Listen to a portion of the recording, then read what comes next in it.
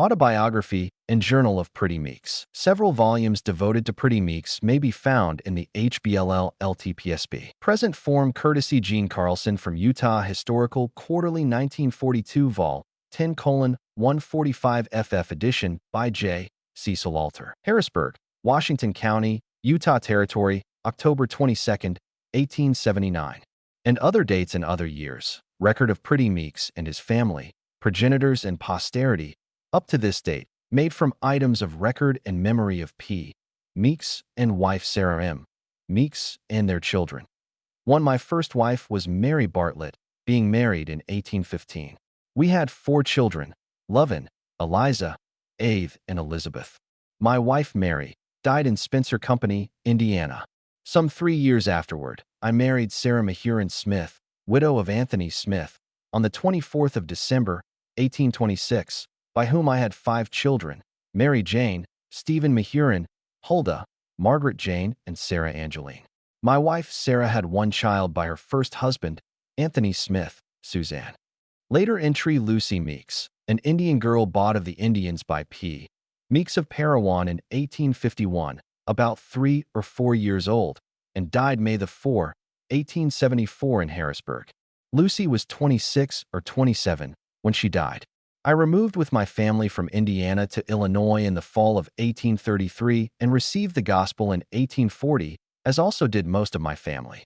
I moved to Nauvoo, Hancock County, Illinois, in April 1842 and lived there till the spring of 1846, then moved with the saints in their great exodus to the Rocky Mountains, which journey lasted till the 1st of October, 1847, on which day I entered the Salt Lake Valley with my family and remained there till the spring of 1851. I then moved to Parowan, as a call was made for volunteers to strengthen that place. I volunteered and went with my family to Parowan, Iron County, and remained there till the fall of 1861, when by permission of President George A. Smith, our then president, I moved to Harrisburg, Washington County, Ute, and lived there till August 1876. I then moved to Orderville, Kane County, with my family, at which place I am now living, in the United Order, in the year 1879, being in my 85th year of age. In 1856 I married Mary Jane McCleve, going on 17 years old, by whom I have had 10 children, Joseph, Nancy, Hiram, John P., Sarah Deseret, Mary Ellen, Heber Jesse, Charles Mason, Elizabeth D., and Alfred Randall.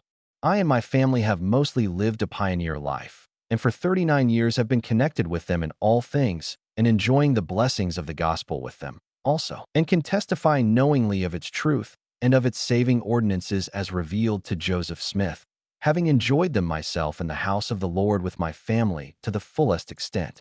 My father, Ave Meeks, being inclined to new countries, left South Carolina and moved to what is now called Grayson County, Kentucky, on the spring fork of Short Creek.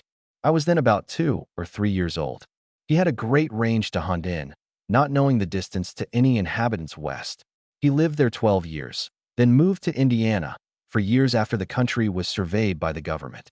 He passed the inhabitants 10 miles before he located, at the mouth of Lake Drain, where it emptied into Little Pigeon Creek, where he intended to build a grist mill.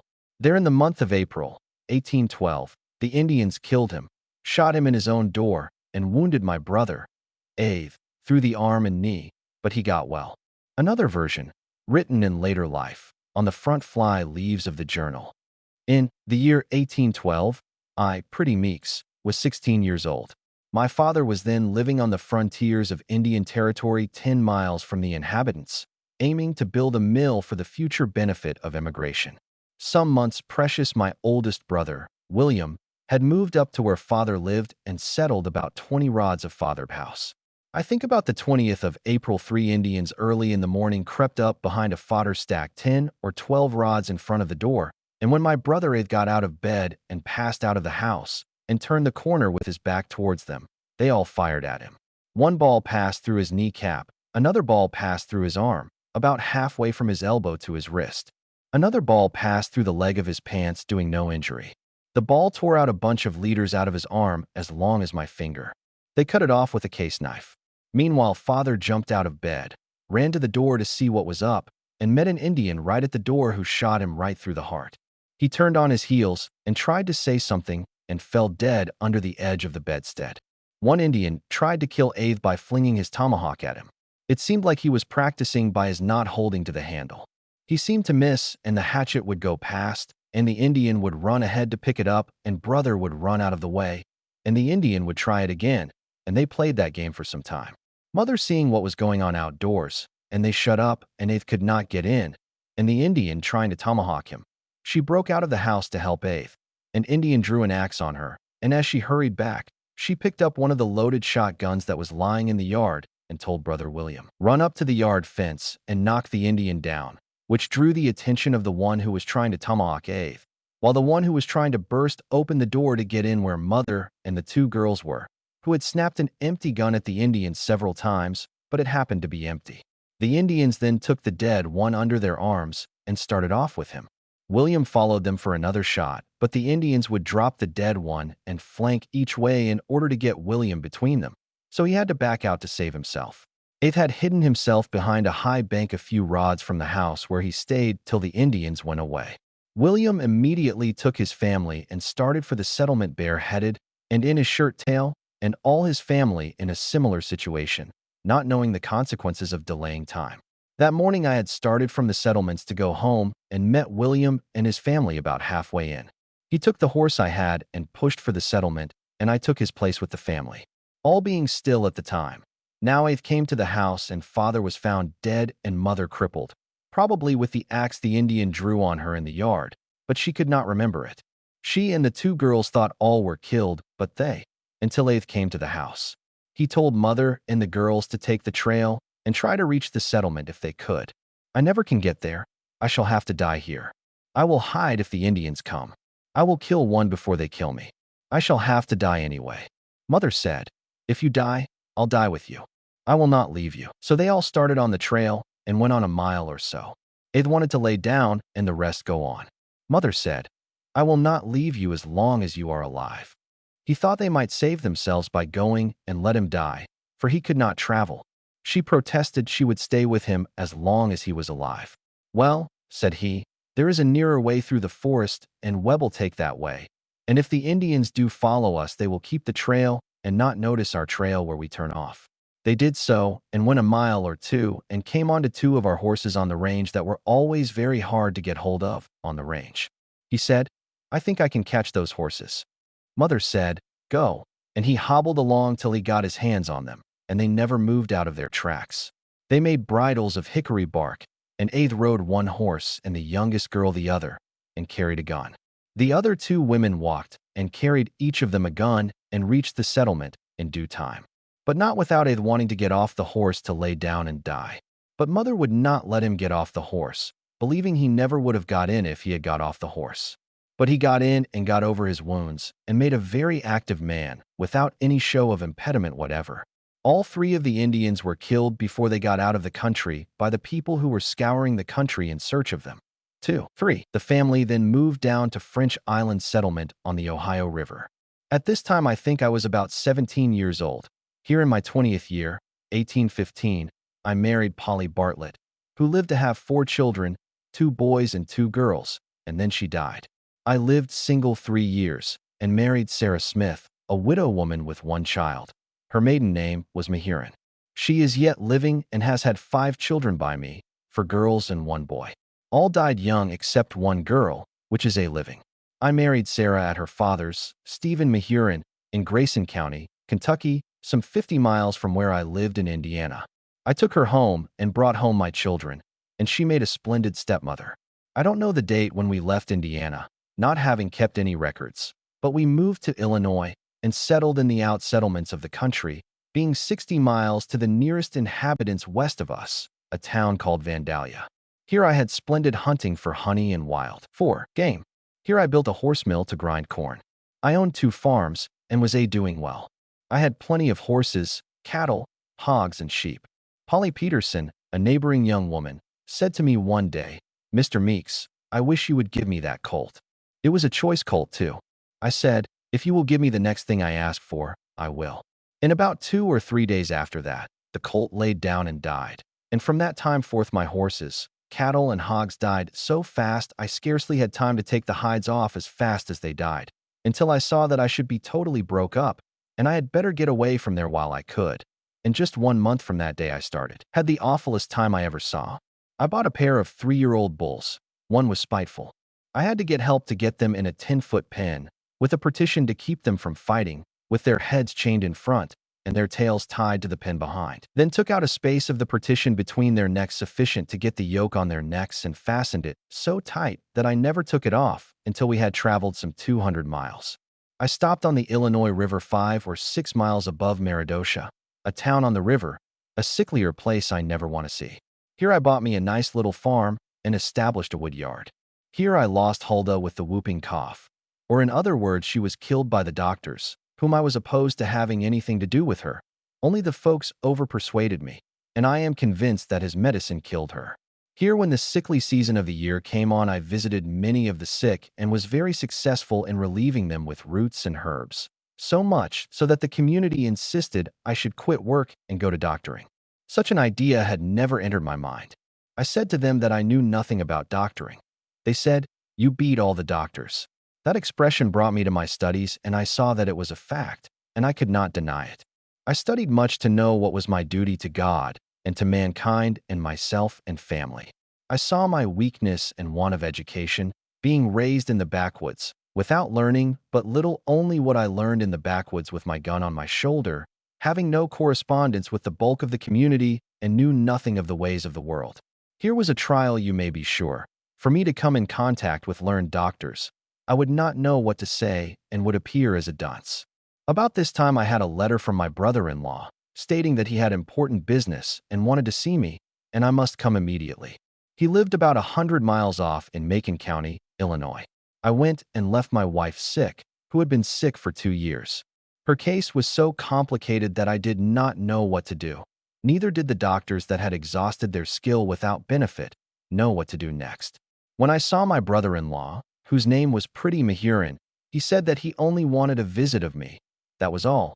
But the Lord was in the whole affair, for I met a man there by the name of James Miller, whom I previously knew in Kentucky. He had gotten to be a Thompsonian doctor.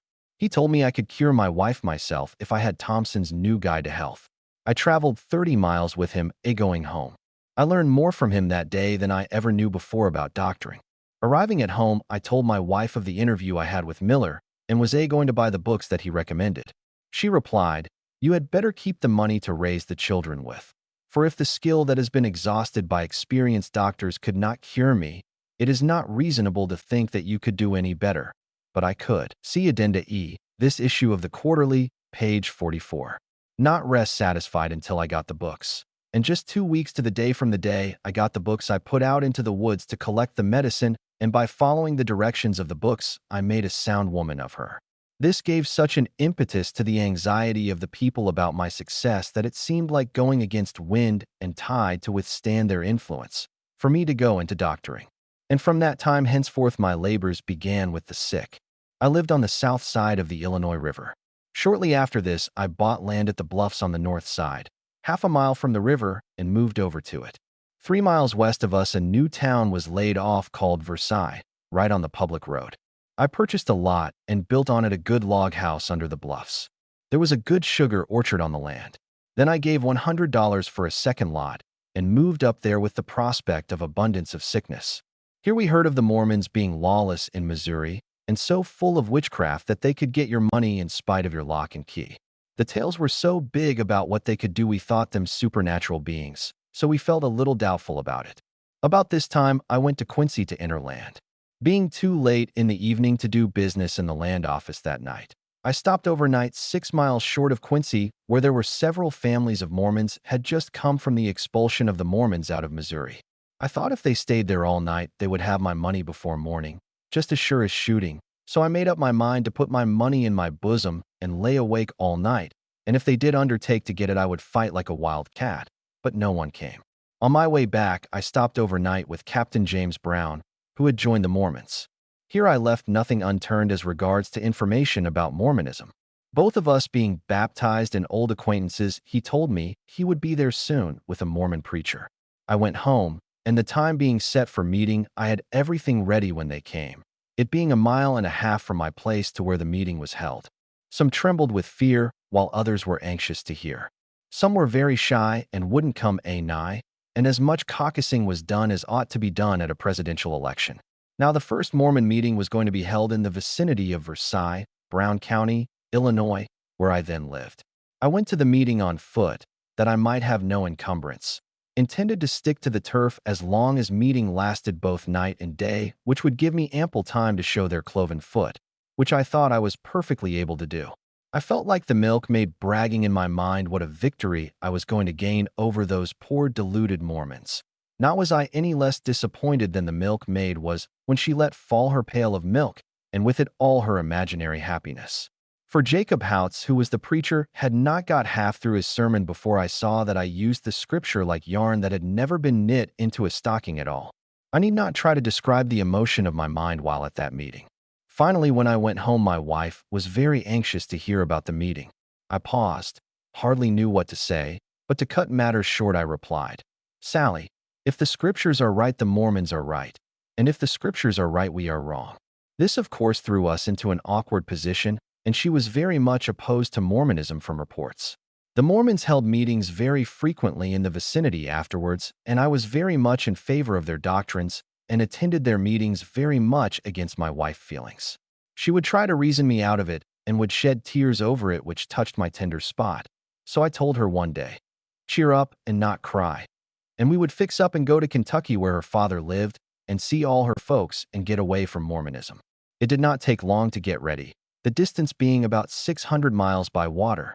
We took our 6 youngest children and started on the steamboat, and arrived at her father a few days before a 2-day Baptist meeting.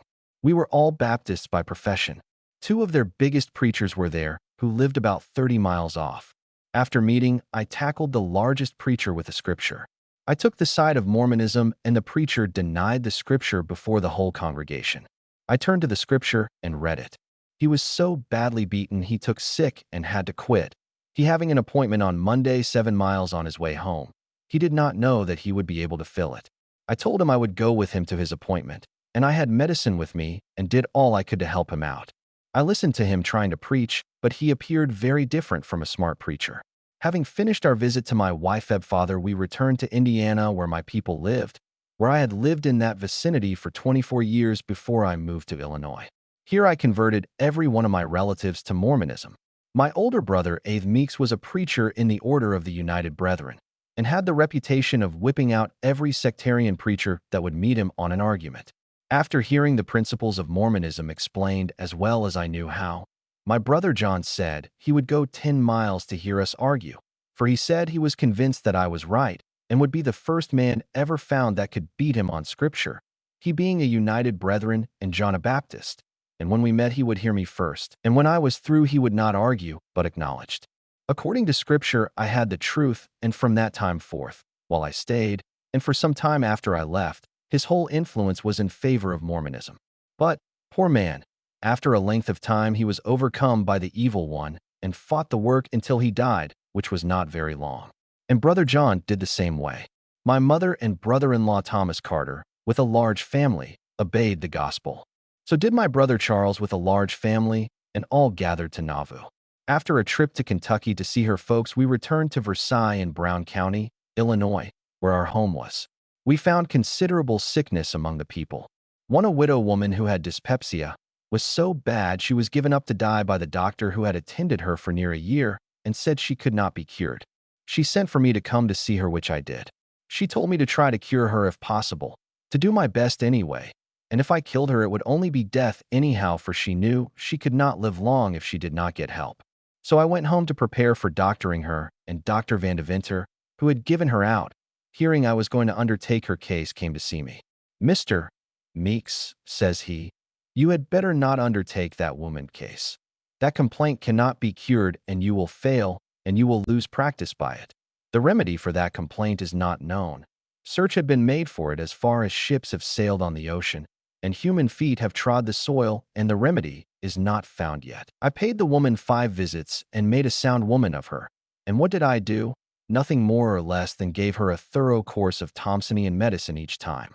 I knew no way to doctor at that time, but to follow the letter of directions.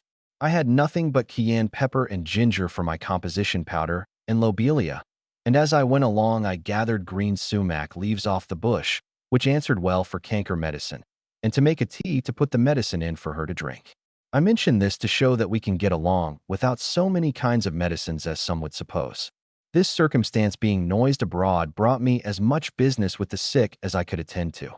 There were several young ladies in the vicinity that the doctor had given out, which were now ready for me, and with thorough Thomsonian courses of medicine they were cured. One case I will mention for the novelty of it. A Mrs. Perry had a daughter with the green sickness who the doctor had spent 9 months on without benefit.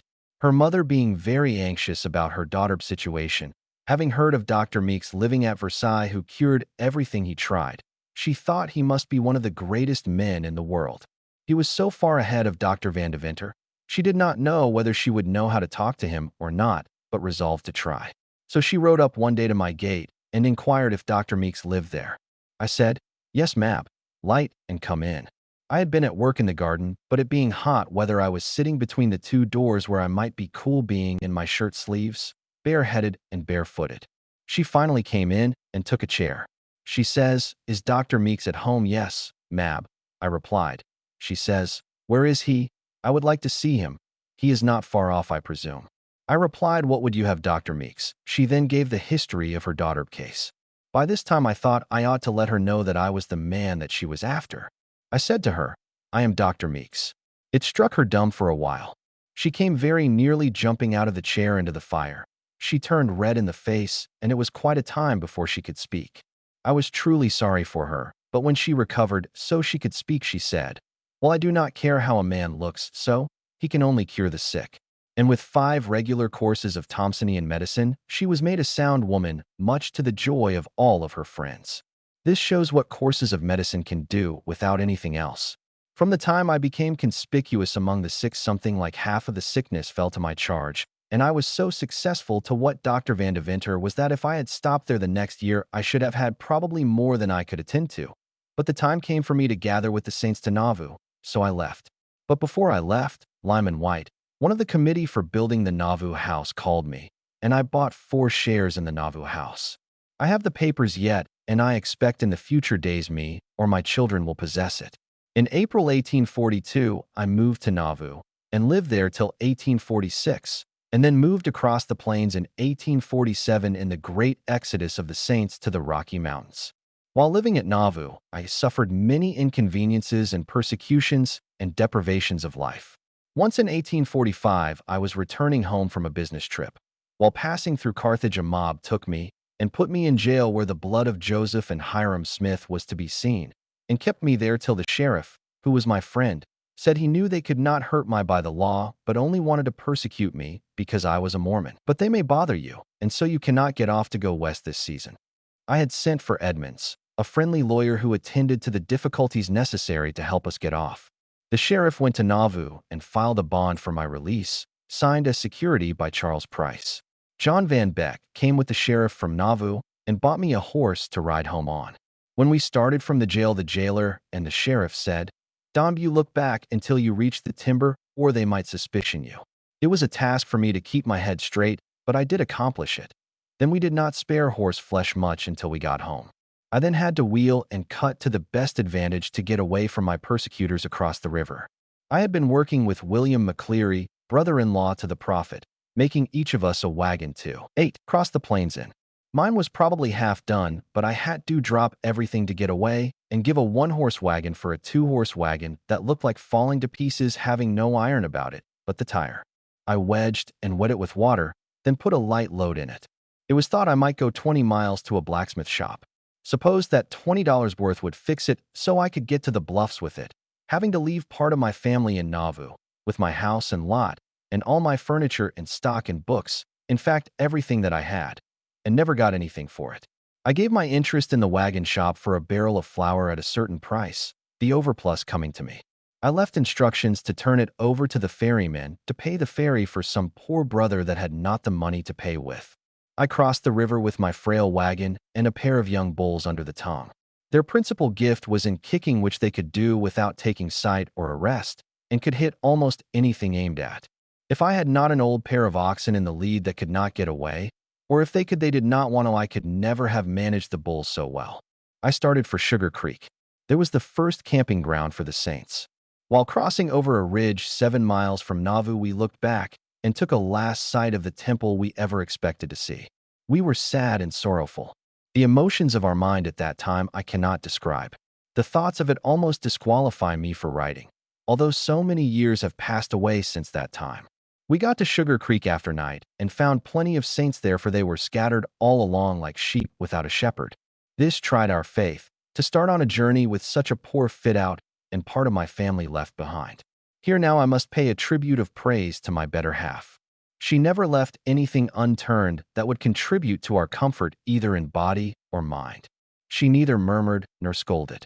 She bore everything in patience like a saint of God. She truly proved a helpmeet to me. We left Sugar Creek next morning, intending to go as far as we could before we should break down. It being a very wee spring and a great quantity of mud, my wagon got better instead of worse. So we kept rolling till we came to the ferry on the Des Moines River. I was astonished to see the number of wagons and teams waiting in their turn to cross the river. Now it looked like my turn would not come for 2 or 3 days, and it was dark and gloomy weather for camping out. I, as by inspiration, took up the river as far as I could that night and found reasonable camping ground. It was a desperate wet, rainy time, but all the better for my wagon. Next day we kept up the river. We overtook several wagons traveling up the river with the same spirit that we had. So we enjoyed ourselves the best kind, not knowing what we were going to come to and not making any particular calculations, trusting in the Lord to guide us, and not knowing whether we would ever find a boat or crossing above, the river being full. By this time we had about half a dozen in our company. It sometimes rained, and sometimes the sun shone. In this kind of weather it seemed we took no thought for the morrow, but felt to trust in the Lord for the result, and was as joyful as spring birds. I had a fiddle along, and we had a shindig, as we called it, on the turf every once in a while. The names of your company, as far as I can remember, were Jacob Hufines, Christian Houts, Reading Allred, Thomas Hancock, and myself, and a lad that was with me. We had not traveling organization in particular among us. It seemed unnecessary, as such a oneness existed among us. It seemed like we never enjoyed ourselves better, although thus exposed. We traveled one day in the rain and camped at a little place called Utica, where there was but one house. In the morning it was still raining, and I thought I would rather travel in the rain than lay by in the rain. So we started without breakfast in the morning, expecting the rest to follow as soon as breakfast was over, having to turn to the left to get back on the Des Moines River. The waters were on the rise very fast, so we had to push ahead all day to cross a certain creek before it got too high. We came just in time to cross, for it soon became too high to cross. We camped in front of a big elm log close by the creek, placing our wagon some 7 feet from the log, and tried to keep a fire against the log. But it was hard work. It was raining, and everything already wet. Now here was a trial of our faith. And did it falter? No, not one particle. I never felt better in spirit in my life, and my wife was just as faithful as she could be. Not a word of murmuring did I hear from her lips. In the morning how that stream did foam from bank to bank, and it was still raining. Everything did look discouraging. I concluded that we would have to stay there till times changed some way. While meditating on our condition, I saw a man come walking down to the creek, then speaking to me made some inquiries. We had quite a chat. He says, "Come, harness up and go up to my house. It is but a little ways. I have just moved out of a comfortable house, and you can go into it, and welcome." Now surely the Lord was there, and I did not know. It was not an hour until we were as comfortable as heart could wish. "Now," says he, "I have plenty of everything. There is a crib of corn. Feed your cattle all you wish, and I will find you provisions as long as you stay." He said this after he had learned the cause of our troubles. He also said, if you will stop with me and go no further, he would give me half of his farm. His name was Perger. God bless the man. We stopped with him till everything indicated to march forward. He urged us to take all the corn and breadstuff and bacon that we could possibly take. The whole family believed the gospel as I taught it, and his son Peter wanted to go with us to the mountains. I will now go back to Utica, where we left the company the morning it rained. So to cross a certain creek before it got too high, the company, instead of following me, took another road which was considered nearer, but the creek was too high to cross when they came to it. They had to lay by, I think, something like a week. This was a providence of God in my favor again, For if the company had been with us, I should not have been blessed at Perjab as I was. Finally the water assuaged, and the rain ceased, and they took up the line of march. They passed in sight where we could see the wagons, and we started out, and all came together again. But before I met with the company, I saw a man who told me if I would stop and doctor his daughter with a cancer, he would give me $50 in cash. But it was no temptation whatever. We finally got to the Des Moines River when it turned into raining again. So we had to lay by at the river 3 of 4 days, some of the time on each side of the river, where we found an old ferry boat then idle in the river, that was not then in use. Being no road crossing the river at or near that place, here was Providence again in our favor. We could hear of no crossing above or below this old boat, this being the outskirts of a new settled country. But we did cross in that old boat after so long a time without any accident. Here we found ourselves without any road or trail. So when ready we struck out without square or compass into a country, without any inhabitants except the spirit by which we were led. We took the divide between the Des Moines and Chariton. We traveled several days without any signs of humans or animals except some hogs. It was such a zigzag road we would scarcely be out of sight from where we camped before. Our members by this time had about doubled by others following our trail, after they had found it, who had put into the wilderness as we had done. Meeting with more company gave us fresh courage and more joy, and we did rejoice greatly. It seemed we could not wish for a happier time, wood and water being plenty all along. 10. Having no record, I do not know how long we were in the wilderness. Finally, we came to a considerable stream that ran right across the divide, and an ugly stream to cross besides. Here we had to pull our wagons across by hand, which took 2 or 3 days. While we were working to get across, I made a pair of shoes for George Dykes' youngest wife. After everything was passed over without accident, we struck the line of march. As usual, nothing occurring past common, except Dykes would give me groceries for shooting prairie chickens for him and his family. In a few days, we struck Brigham Young Company on their way from Garden Grove to Pisgah and followed them into Pisgah. Here was a providence of God again to hit the time right to get with President Young again. At Pisgah, I met Daniel Allen, whose wife had died on the road, and left him with some little children. He was shoemaking in his wagon bed to get sustenance for himself and family. I was truly sorry for him. I turned in and helped him shoemake. I do not know how long, but charged him nothing. I said to him one day, "You ought to get you a step, mother, for your children. You cannot live this way." He replied, "I do not know who would come into such a family as I have." Instantly an idea struck me, and I said, "I know who you can get. She will make a good stepmother too, and she is right here in Pisgah." "Who is it?" says he. "It is Eliza Barry, John Barab's sister." "Oh," said he, "she would not have me." I asked him if he would be willing for me to tell her if she would be willing for him to come and see her on the subject. "Yes," he said. So I went, and she said she had no objections, and so he did get her for a wife and stepmother too, and I believe she made a genuine good stepmother too. At any rate, he made a good living with her help, and had quite a posterity by her too. It was then thought that we would have to winter at Pisgah. So I, with Christian Houts, found a good place of rich land, and fenced, and put in 4 or 5 acres of corn, beans, and squash, and built each one of us a very snug little winter house, and covered it nice and tight with elm bark. Pisgah was a very sickly place. President Young then made a powerful appeal to the saints for help to furnish the pioneers with wagons and teams to go west to find a resting place for the saints to go to. He portrayed our situation in a very impressive manner, showing the necessity of going immediately to find a place where the saints could all gather to. Moses Daly, a man in the congregation who had 3 good strong wagons and teams, and no one seemed to respond to President Young's call, he looked at Brother Daly and said, "Brother Daly, have you not got 3 wagons?" He hummed and hawed, and at last drew out the word, "Yes, but they are heavy loaded, and I have no place to empty them." And I believe he scratched his head and twisted and screwed in his seat in an evasive manner. I was so chagrined at this that I arose up in the congregation and said, "I have but 1 wagon and team, and you shall have them. For it is better for me to stop back 5 years than to stop the saints from going west as fast as possible." After meeting was dismissed, Uncle John Smith, George A. Smith father, came and laid his hand on my head, and I received a blessing. Said he, "You shall get ready and cross the plains before Brother Daly." So when I presented my wagon and team to President Young, on examination, he said the wagon was not stout enough to go on the trip, but he took the 2 yoke of cattle. Said he, "Now, how do you want to let me have them? Do you want a receipt for them and give them back to you again? Or for me to pay you for them when we get to our stopping place, or how no?" I said, "Do as you think best with the oxen and make no account to me. Hereafter, I let them go freely." "Now," said he, "Brother 11, Meeks, you may take your family down to Missouri and make fit out by next spring."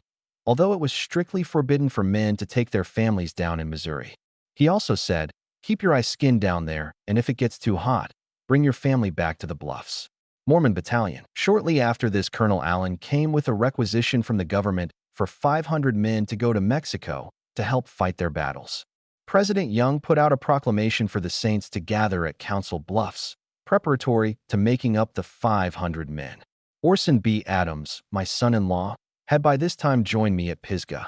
He and I, with our families, went immediately up to the Bluffs, leaving my winter house and farm with instructions for it to be turned over to some poor brother that might come on too late to build and plant before winter set in. We arrived at the Bluffs on the 4th of July. We stopped 3 miles out from the place of rendezvous and walked into where we had to meet the 12 apostles with Brigham Young at their head. They made some of the most impressive calls for volunteers that I ever heard. Orson B. Adams was the second man to turn out to volunteer. President Young said to the brethren if the 500 men could not be had without, he and the 12 apostles would go themselves, for it was the salvation of the church. Here was a splendid chance to show who was willing to make a sacrifice for the kingdom of God. But the 500 were raised without among the saints that was truly gratifying. So the battalion was soon dispatched, while the aged and sick and cripples and all that was left of the men had to take charge of the women and children. It fell to my lot to have charge of a dam's buffets with 2 children, his wife going with him in the battalion. Now I was fixing to take my family with me on to Missouri to make a fit out. President said I might, because I let him have my wagon and team at Pisgah. Who did I see come walking up but Samuel Clark, who kept a tan yard in Provo several years after he came to the mountains. He said, "I am the man that you saved the life of himself and family." In the early settlement of Nauvoo, he came a total stranger and got into a house near the river in Nauvoo where it was very sickly. His family all took sick.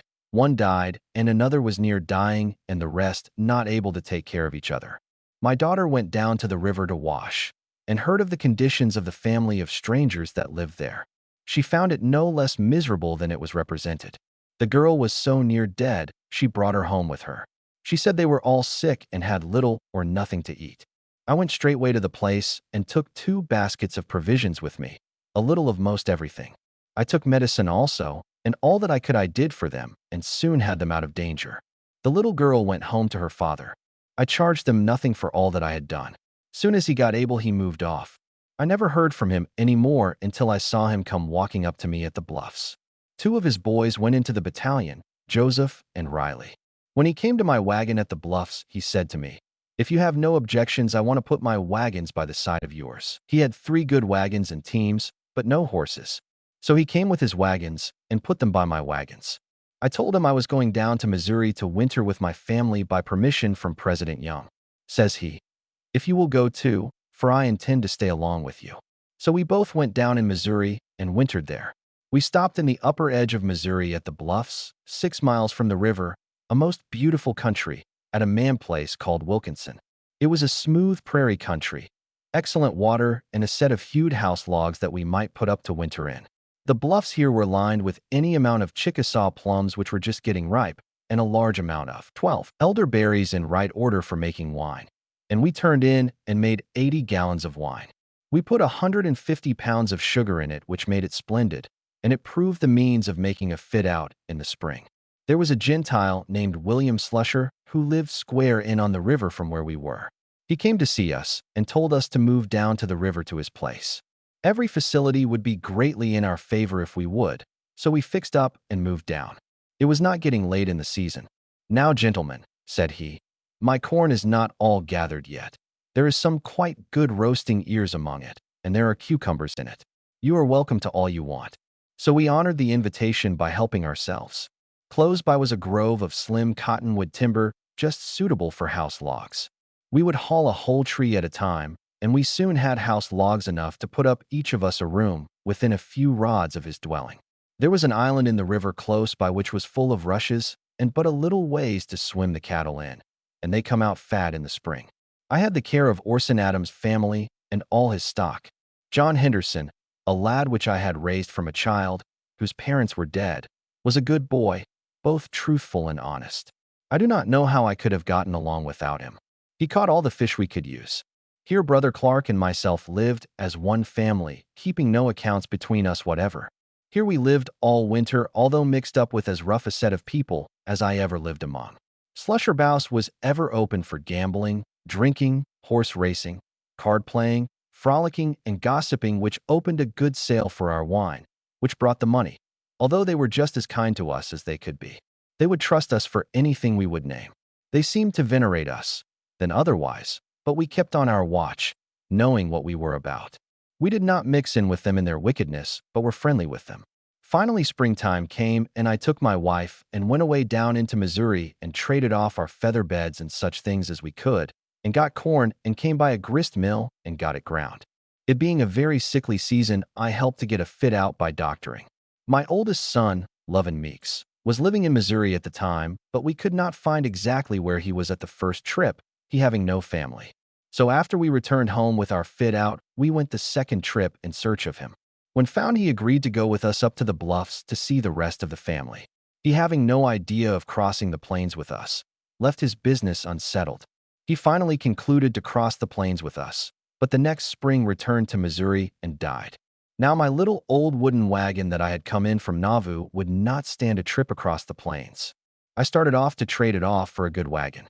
I offered a large young horse for a little pony and a good wagon. I found a man named Richardson who offered me the very trade I wanted.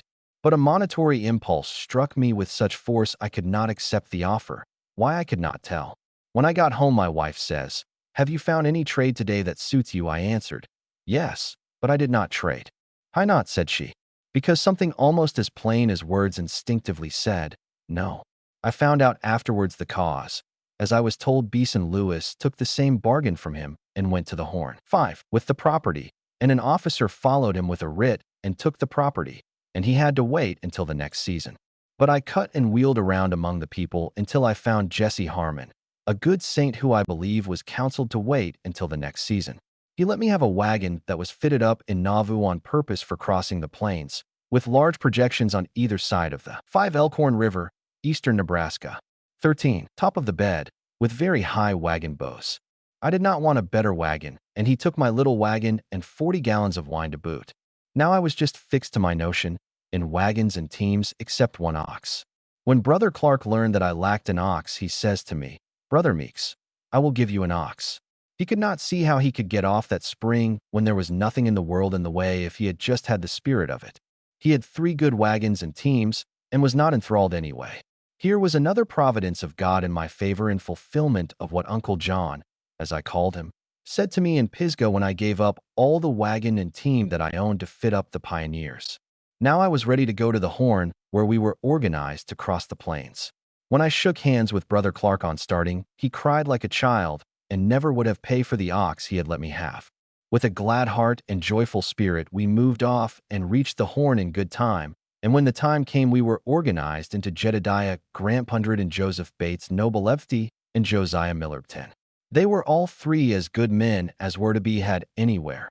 My family comprising 8 persons, myself and wife and 2 daughters, Elizabeth grown, Margaret Jane not grown, John Henderson, a lad I had raised, and a boy and girl belonging to Orson B. Adams, John Adams, and Betsy Parson. Now our hearts swelled with the glorious expectation of leaving our persecutors behind. We started not knowing where we were going or what was ahead of us, trusting in the living God, and started like Abraham, not knowing whither we went, and we did have a good time. Notwithstanding the hardships and trials and troubles and sickness many had to endure, the Lord did pour out his blessings upon us abundantly. The plains furnished an abundance of meat, and the prairie grass abundance of milk. Now the incidents that took place crossing the plains are so complicated I will only mention a few in this connection. One case of Sister Edwin. The first I heard of her, she was about dying with what they called the black canker in her mouth and throat. She did die in a few hours, and we halted to bury her, and her daughter Rachel Edwin was found to have the same complaint, and quite deep-seated. I told them I thought I could cure her. My daughter Elizabeth waited on her while I doctored her, and she was not long in getting well. The palate of the old lady mouth was eat up and the fauces of her mouth partly gone. All was in a mortified state. I am convinced that it was the diphtheria they both had. The next case was Gilbert's summer wife, he being with the pioneers. She was in a company 2 miles distant from me, but they sent for me, and when I got there I found her very low with a fever, and with all the faith and courage I could raise I broke the fever, and she soon got up again. Another case was as I was standing guard one night, close by Brother Noble wagon. I heard some person groan like if they were nearly dead. In the morning I inquired of Brother Noble who it was. He said it was Richard Norwood, the man who drove his team. On examination, I found it to be black canker as we called it, but it was undoubtedly the diphtheria in its worst form, for his whole palate and fossils of his throat appeared to be one solid mass of putrefaction. I told Brother Noble if he would look among the crowd and get such medicine as I would name, I would try to do something for him. For without help he could not live but a very few days. I well recollect one medicine I used. It was rough elm bark, taken off a tree which stood close by.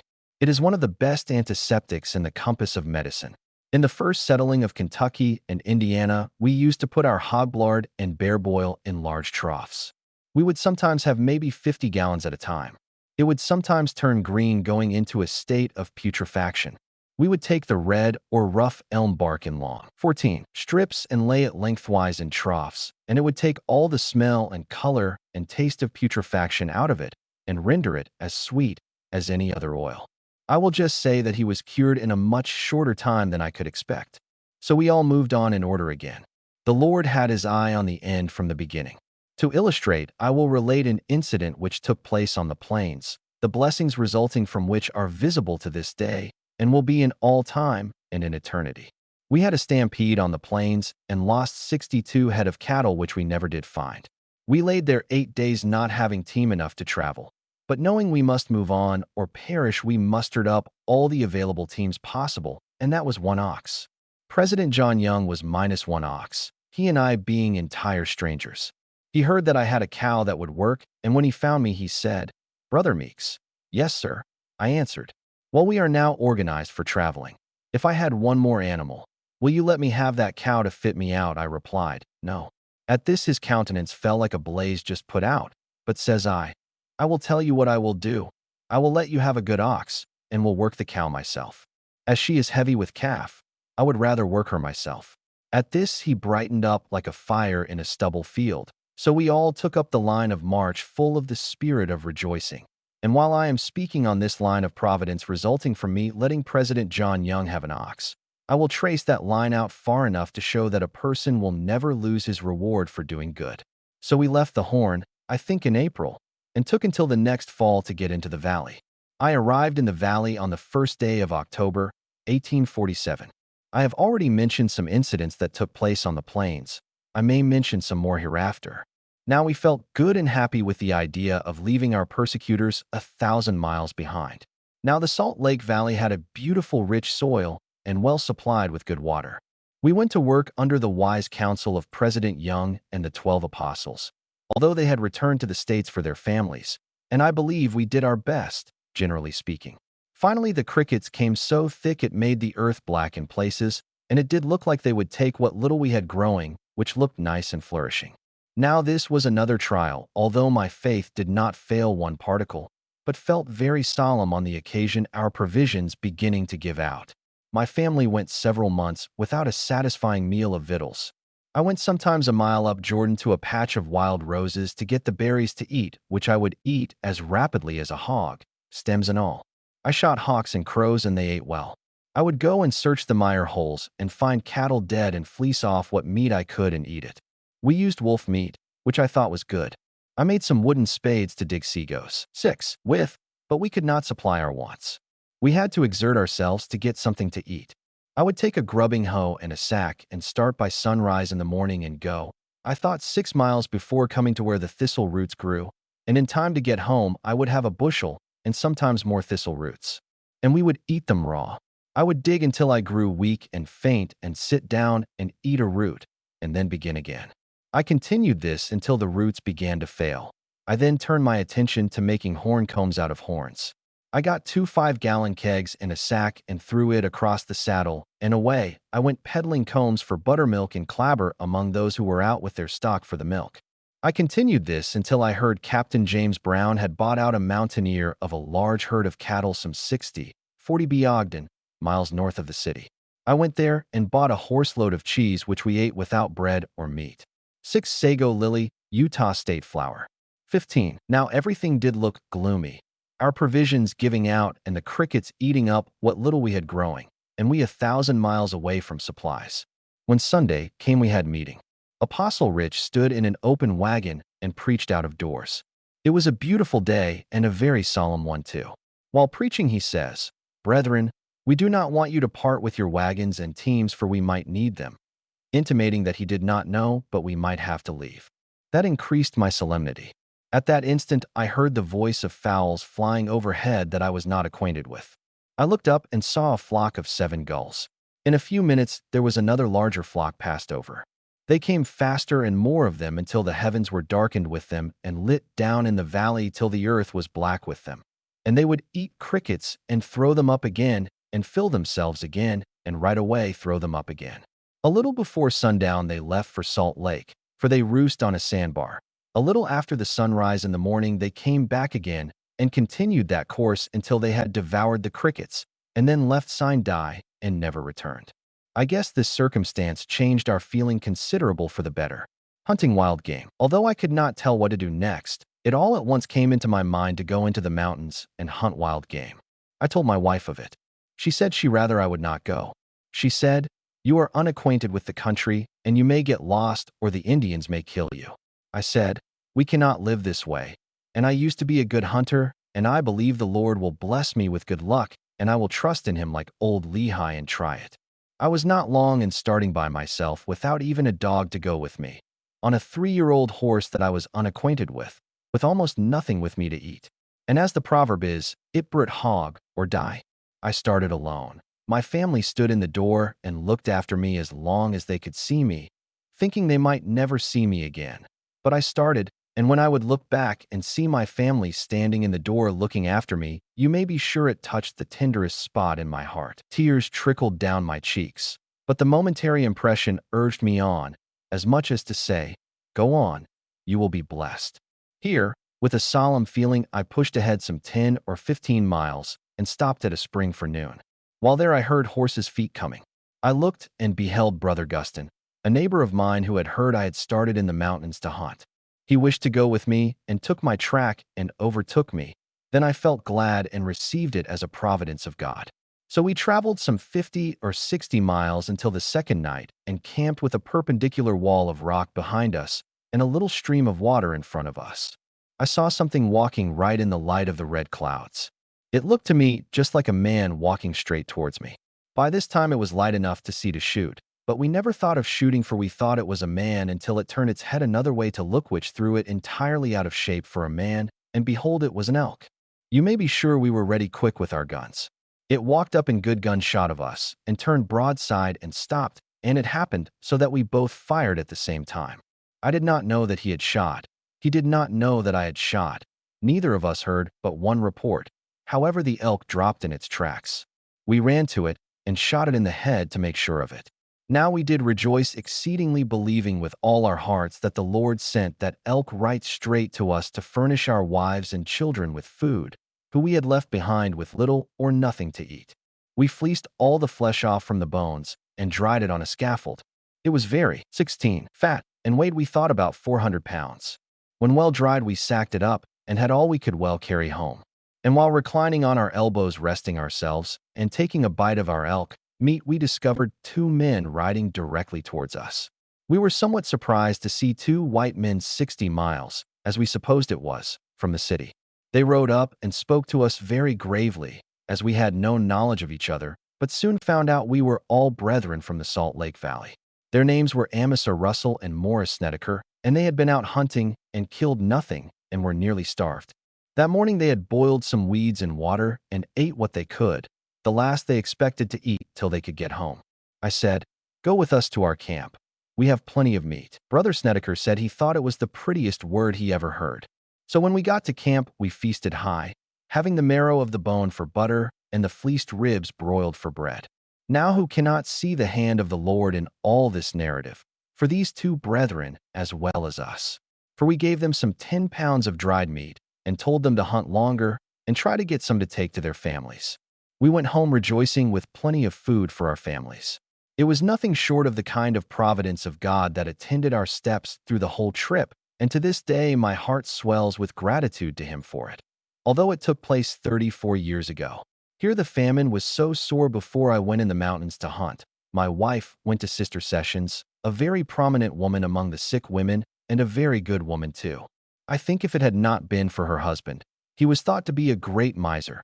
They had an abundance of flour on hand, and he buried it in the earth to hide it. My wife says, "Sister Sessions, won't you let me have a few pounds of flour? I will try and pay you for it." "Yes," she said, and appeared to be quite sorry for her destitution, and seemed to pity her very much. "How much a pound will I have to pay you?" "Oh, I think about 10 cents a pound. I am very thankful to get some, and I am willing to pay that much." After some talk on the subject, she says, "I think the flour should be about 12.5 cents a pound, seeing it is so scarce and hard to get." My wife said, "If you think so, I will pay it." And after a little more sanctimonious talk and pitying of my wife's situation, she says, "I think I ought to have 15 cents a pound." I do not know the answer my wife made to this, but one thing I do know, she let her keep her flour, it being buried in the ground, and they lost the whole of it, and the old man lived but a year or two after and died. I do not know what became of the old woman, while my wife survived the hardships she had to suffer and is now, 1882, alive and well and enjoying a clear conscience, which is worth more than all their flour. Second hunt. The hardships and suffering of the saints made it very sickly, and while at home I had no rest scarcely day or night. Our provisions growing short, I had to go again hunting. Brother Guston heard of it and said he must go with me. "I don't want to go with anyone else but you." So we started together, keeping Emigration Road some 15 or 20 miles, then turned to the right of the road through the breaks of the mountains. It was quite a brushy country and very likely for game to be in. I told him we must make no noise. I thought we would find some elk or bear in such a place as that. He had a fashion that he must go before. We had to lead our horses on account of the brush, expecting every moment to find elk or bear in such a likely place. 17. For them to be.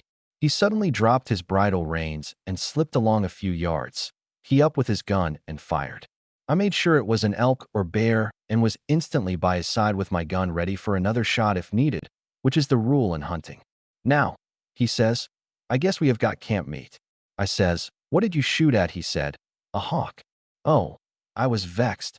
I told him he had scared all the game out of the country for miles around and let the Indians know that we were in the country, but I never got sight of his hawk. So we passed on until we came to Weber River, and it was quite full, but we found a place to cross without difficulty and camped for the night. In the morning we took down the river on an Indian trail. I got him to let me go ahead some. He could not see anything only as he looked straight at it. It seemed as if he had no reflection of the eye on each side. I had to show him mostly the game that we killed. Away down, not far from the river, I discovered 4 antelope feeding very busy in a low place of ground. I showed them to Brother Guston. I said, "I will stay here with the horses, and if they see me they won't run when I am so far off. And you go down under the bank of the river under the bushes until you get even with them. They are near enough to shoot from the bank. Then step back and load again." This program, it pleased him well, and I watched the antelope till the gun fired. The antelope jumped a few times, then stopped and looked all around, but did not know which way the noise came from. I saw one antelope draw himself up, and down he dropped.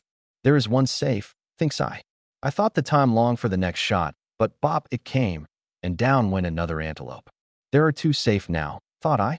In due time the 3rd fire was heard with the same result. Now there were 3 safe. The 4th now felt like it was time for it to be getting away. It did not run, but walked off stepping high and dry. He followed it and had 3 shots at it before giving it up. He said he did know that he had hit it. Certainly the Lord overruled this circumstance, for we now had as much as we could well get home with. I took 2 on my horse, and he took 1 on his, and traveled down the river till we came to the Emigration Canyon, to the road, and camped. Here we cut and dried our meat, having a very good load. The river was considerably up. While there a man named Singley who had goods and provisions plenty to sell in the city, a good brother too probably. but his prices were so high but few were able to buy. He heard of my success in the mountains. He thought, now is my time to make my jack off from the destitute saints who had little or nothing to eat. He hired some 3 or 4 men, which he could easily do with a few pounds of flour, to go into the mountains and kill game for him, which he thought with no mistake that he could accomplish. He would not give them shares in the hunt, but would pay them in something that would keep wood and body together. An hour or so before sundown, he reached our camp. I invited him to stop and have something to eat. But no, he said he wanted to get out to killing game. He appeared very anxious to get his load, so passed on. The next I heard from them was several weeks after I got home, and they killed nothing, and he had his men to pay, and he finally apostatized and went to California. This is the report I had about the man.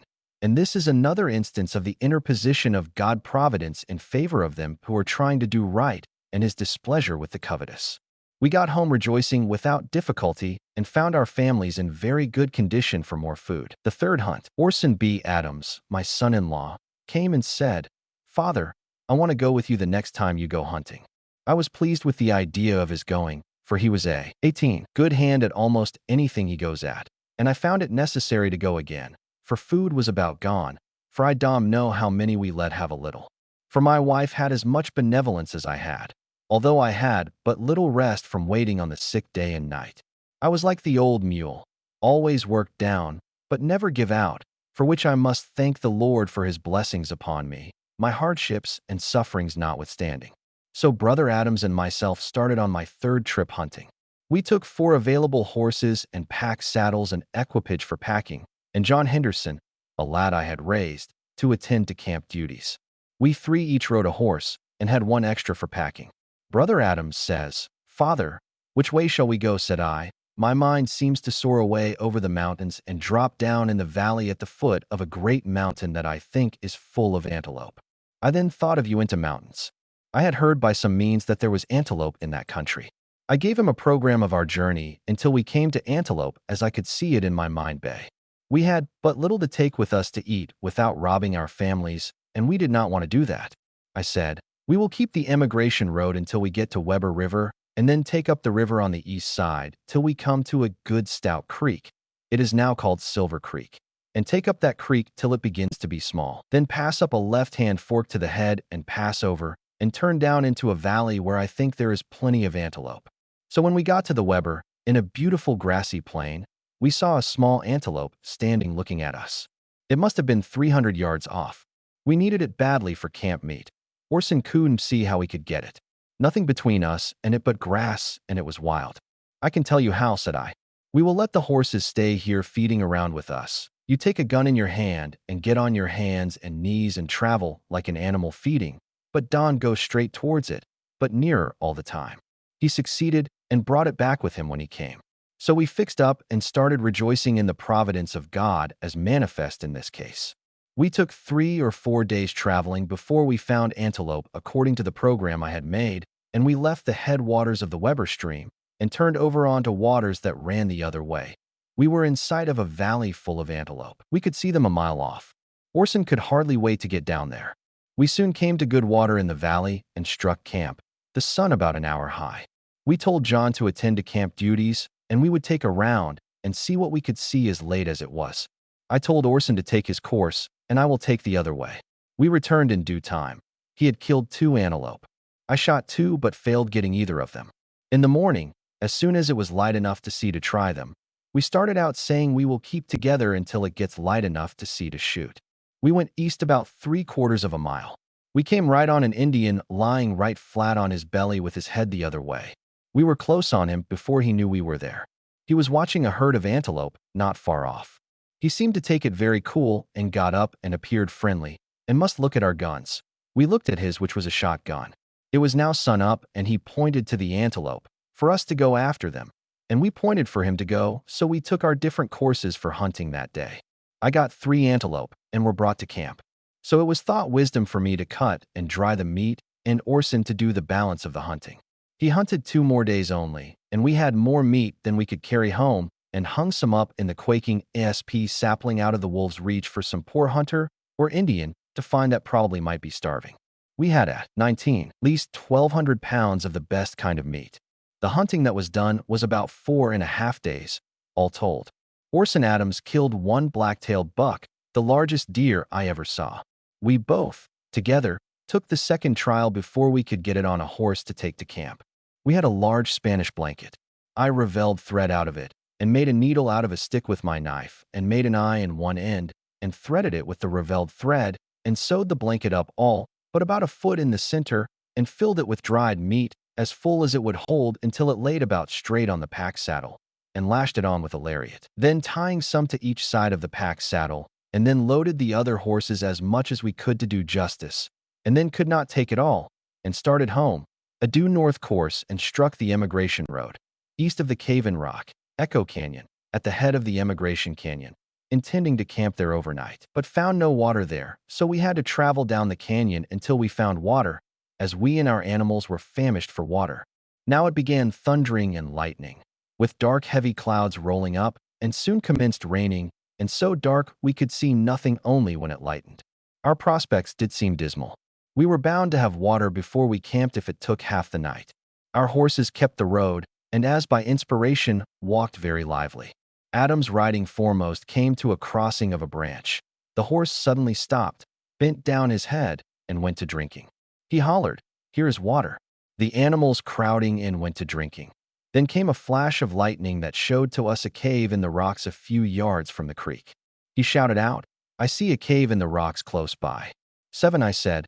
"Go right to it." It was raining and very dark, but by a flash or two more he found the cave, and we made all possible speed, and turned our horses out foot-loose with the lariat dragging, and pulled everything into the cave. The room being so small, some of us had to set nearly straight to sleep, but we were out of the rain. Thank the Lord for it. But, oh, how did it rain that night? But it ceased by morning, and our animals were all in sight. Now we rejoiced exceedingly, for now it seemed like everything worked out to our advantage. So we loaded up, started again, and reached home in due time without further trouble, with plenty of food for our families who were in a splendid condition to receive it. Now there were so many without food it did not take long to eat the meat all up. So the time soon arrived that I agreed to go the fourth time hunting. So when President Young heard I was going again to the mountains to hunt, he said to me, "Brother Meeks, keep your eyes skinned for fear of Indians." I replied, "I think I can see an Indian as quick as he can see me." "Yes, but they will have the advantage of you," he said. "They will know you are a white man, and you would not know whether they were friendly or not. There is Old Elk. He don't care who it is, so it is a white man. He will kill them if he has a chance." So I went on the fourth trip. Gilbert Summer and his stepson, William Hyde, went with me, and John Henderson, a young man I had raised from a child. We took the same route, and went to the same place that Adams and me went the previous trip, but found no antelope there, and were almost out of anything to eat. The day we got there we hunted together. William Hyde shot a bear, drawed blood, but we did not get it. Late in the evening, while going through the brush, I got separated from the other three. I was all alone, all being very anxious to find something for camp meat. I saw an elk and two young ones looking at me. I shot the old one, heard her run off, fall dead. I did not know where my company was. I followed the blood until I came where the elk lay dead. Now the sun was almost down, and the brush so thick I had to lead my horse through it. It was a doleful-looking place. Now, 7 Cache Cave, Echo Canyon. 20. What shall I do? Then I hollered as loud as I could, and away off I heard an answer. I said, "Come here."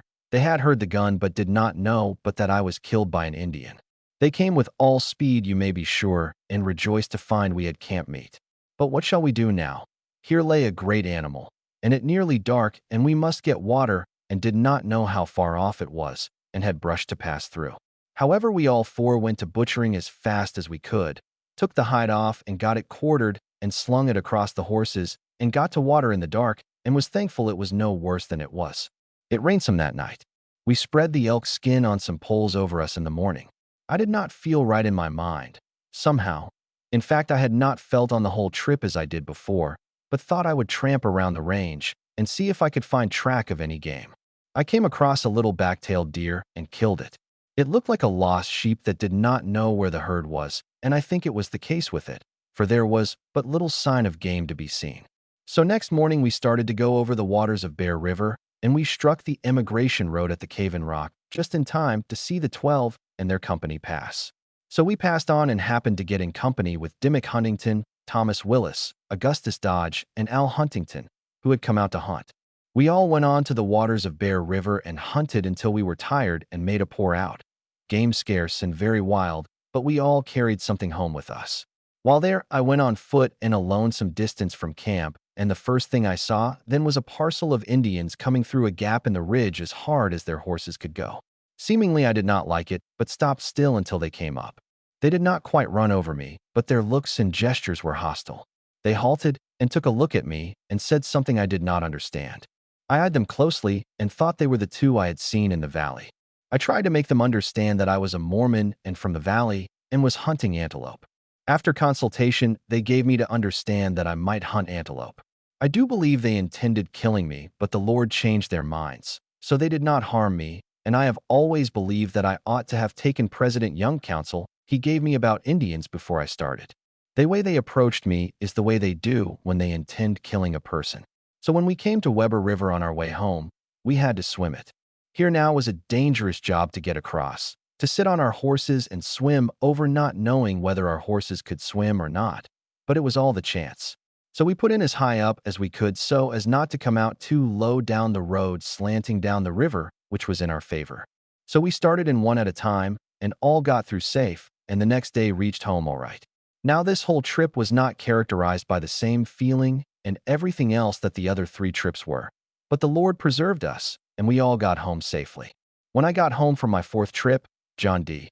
Lee had just arrived in the valley, and the 12 in their company had just arrived. He had heard of my success in hunting and wanted me to go hunting with him. He said he would take a wagon and team and haul me, and all that I would kill back if I would go. I refused, saying I could not leave the sick for I had neglected them too much already. So when I heard that Phineas Richards would arrive in the valley with his family that day, I met him before he stopped and said to him, "Brother Richards, I wish you would stop your wagon in some suitable space for your family and turn right in with me and attend the sick. There is more than I can possibly do justice by." Like a faithful saint, he did so. 21. We attended the sick both night and day, and our success was marvelous, because the Lord blessed the medicine we used, it being such he had ordained for the benefit of his saints, using no poison, no bleeding nor starving of our patients, but everything we used was in harmony with their food. At one time there was so much sickness that I was 5 days and nights that I never entered my own door. We worked hard against the power of death, who fooled me out of the lives of 2 very sick when I first visited them. I attended them with a good prospect of their recovery. They got quite smart. I visited them one morning as usual, and they were so smart they thought they were going to get well. The woman says to me, "I ain't going to take any more medicine." "Why?" said I. "Because I had a vision last night," said she, "and was told that we both will get well now without medicine." I believed it as well as they did and left off, and they both died in a short time. I told Brother Richards the circumstances, and he gave me a very brotherly rebuke and said, "Don, do you ever believe in the contrary to the order of God?" I have ever since been cautious on that subject. A woman may counsel her husband, but not control him. Apostle Willard Richards had one of his wives die in childbed with symptoms they did not understand. She seemed to have smothering, suffocating, sinking spells. He requested us to make an examination by dissection, and we found it to be dropsy or water around the heart. Dandelion is a good remedy for it, but not so sure as a thorough course of Thompsonian medicine, as repeated until a cure is effected. Now I will inform the reader that I have promiscuously picked up several chips and recorded them in this book, and will continue to do so all through this book as they occur to my mind, having no data to base my thoughts upon. And I shall call them chips, although of different kinds. Some historical chips, some medical chips, and some religious chips. Now the first winter that we were in the valley, we had most glorious night meetings. The Spirit of the Lord was much enjoyed. Preaching, praying, singing, and speaking in tongues, and the interpretation of tongues and prophesying was abundantly enjoyed among us. After enjoying one of these good meetings, I laid myself down and fell into something of a trance or vision and lost all knowledge of time and sense. I thought the people were all busily engaged with their daily vocations in the valley, and there was a city in the sky right over the valley with a porch to it facing the west, and a ladder leaning against the porch and the foot of the ladder on the ground in the center of the valley. It was intuitively made known to me that the time had come for me and my wife to ascend the ladder up to the city. I spoke to my wife saying, "Come, Sally, it is our time now to go up the ladder." She willingly responded, and we started up the ladder. I got on the first round and took her by the hand or arm and helped her up even with me, and she stood there until I got on the second round, and then I helped her up by my side on the second round. And that was the order until we got to the top of the ladder. And when on the last round the edge of the porch was even with my breast, I looked in by the fireplace and saw several men sitting by the fireplace, all dressed alike in plain mixed jeans. Their countenances looked very pleasant and familiar. One of them got up and came out to me smiling and said, "I know you can come in. It is my place to come and take you over the edge of the place." And then I turned around and helped my wife up, for that was the order in getting into the city. 22. I thought we now could look down and see the thoughts and intents of the hearts of those down on the ground. I saw two hogs in shape, although they were Mormons.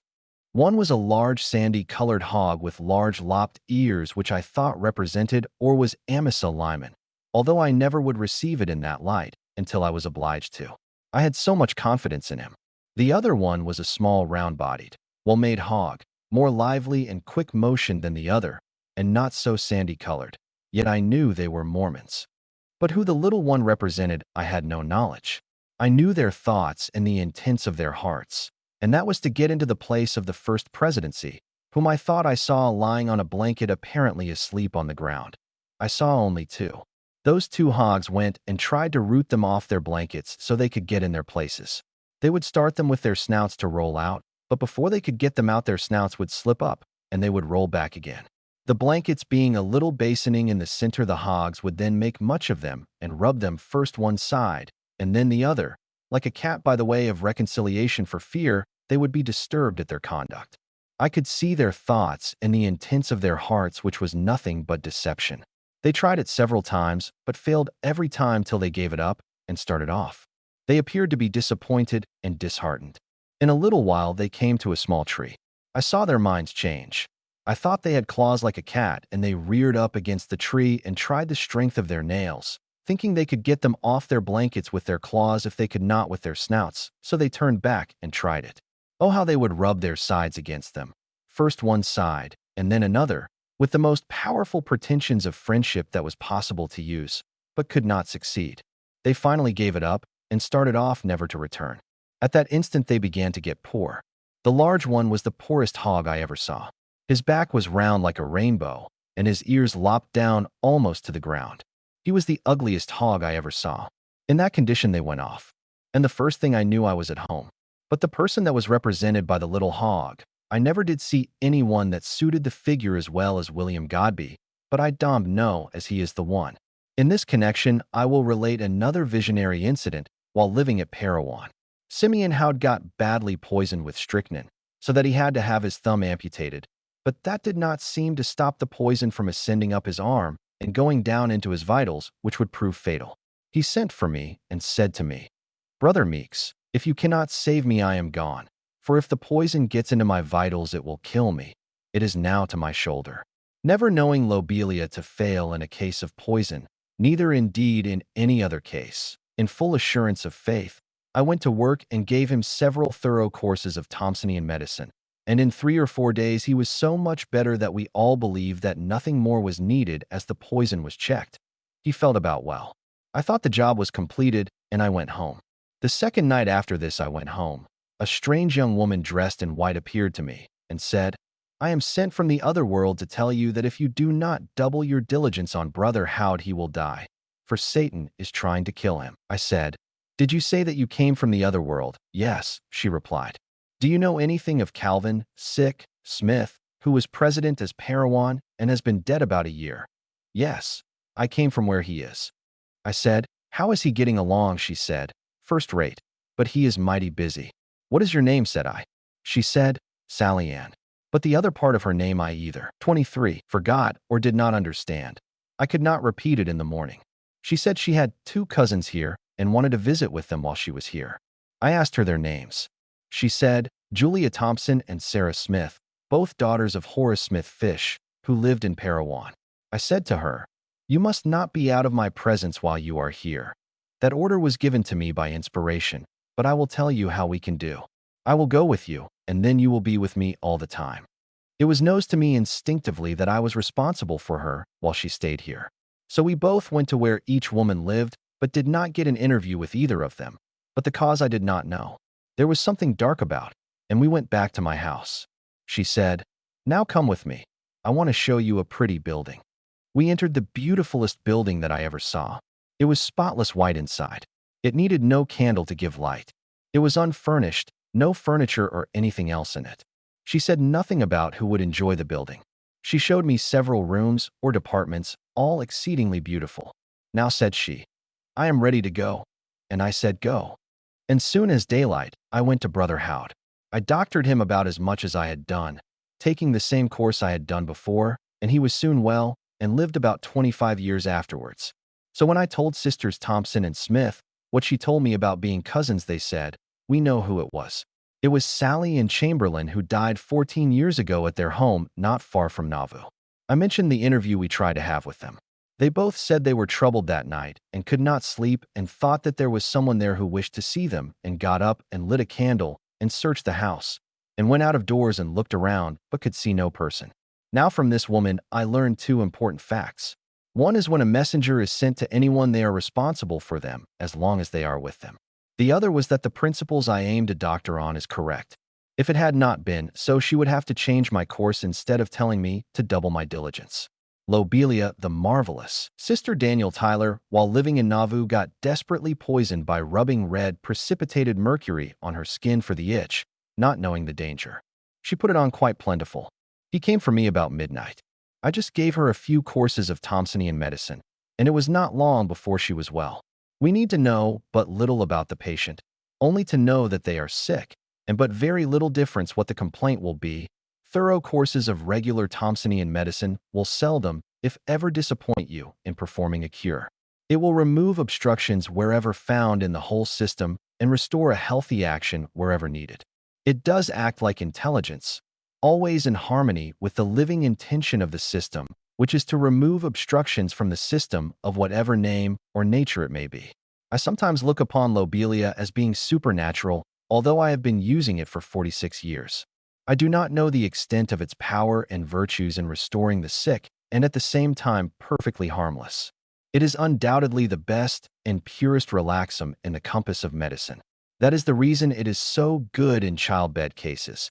It puts the system exactly in the situation the laws of nature would have it be to perform that object. Those in the habit of using it in such cases look forward in pleasing anticipation of having a good time, without foreboding of trouble so common to women. Oh, glorious medicine!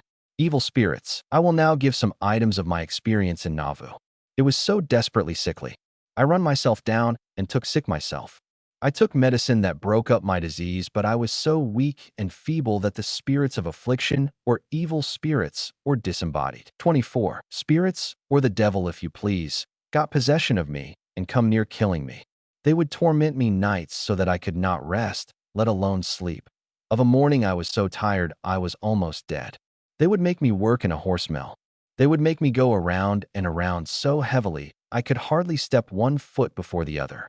Sometimes they would put a pack on my back so heavy I could scarcely stand up under it, and they would make me carry it.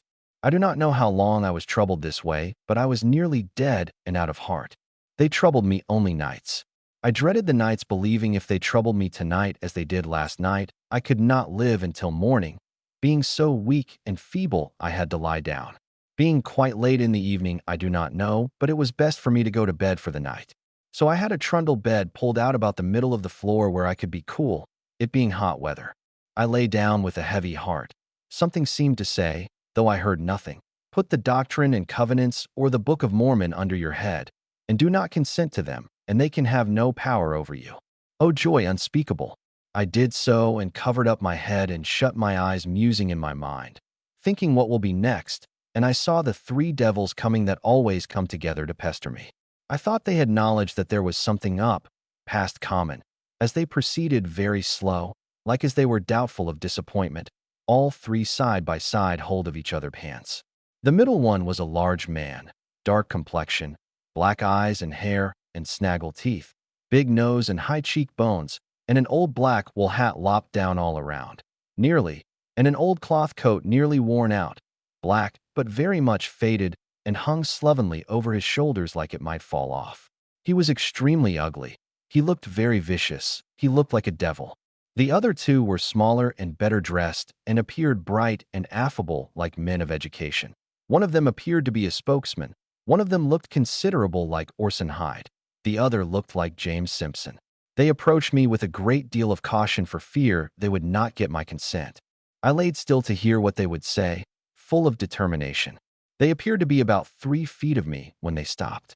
The spokesman began to make bows to me and wave his hand in the most friendly and enticing manner that was possible, and said, "Here is Colonel such a one," giving him a name, but I cannot remember it, "wishing to have an interview with you, if you please," with fascinating and enticing words and gestures to make it look like an impossibility to refuse.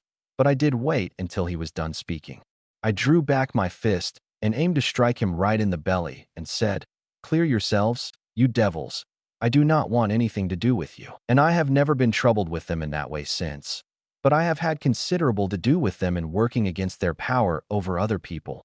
But they have never captured me and made a slave of me, but many times come in my presence and trouble me like a drunken man would, which does not seem pleasant to my mind. But the best way to keep them off is to get the word of God in your head and heart instead of under it, and keep the commandments, which is far better than to depend on putting it under your head.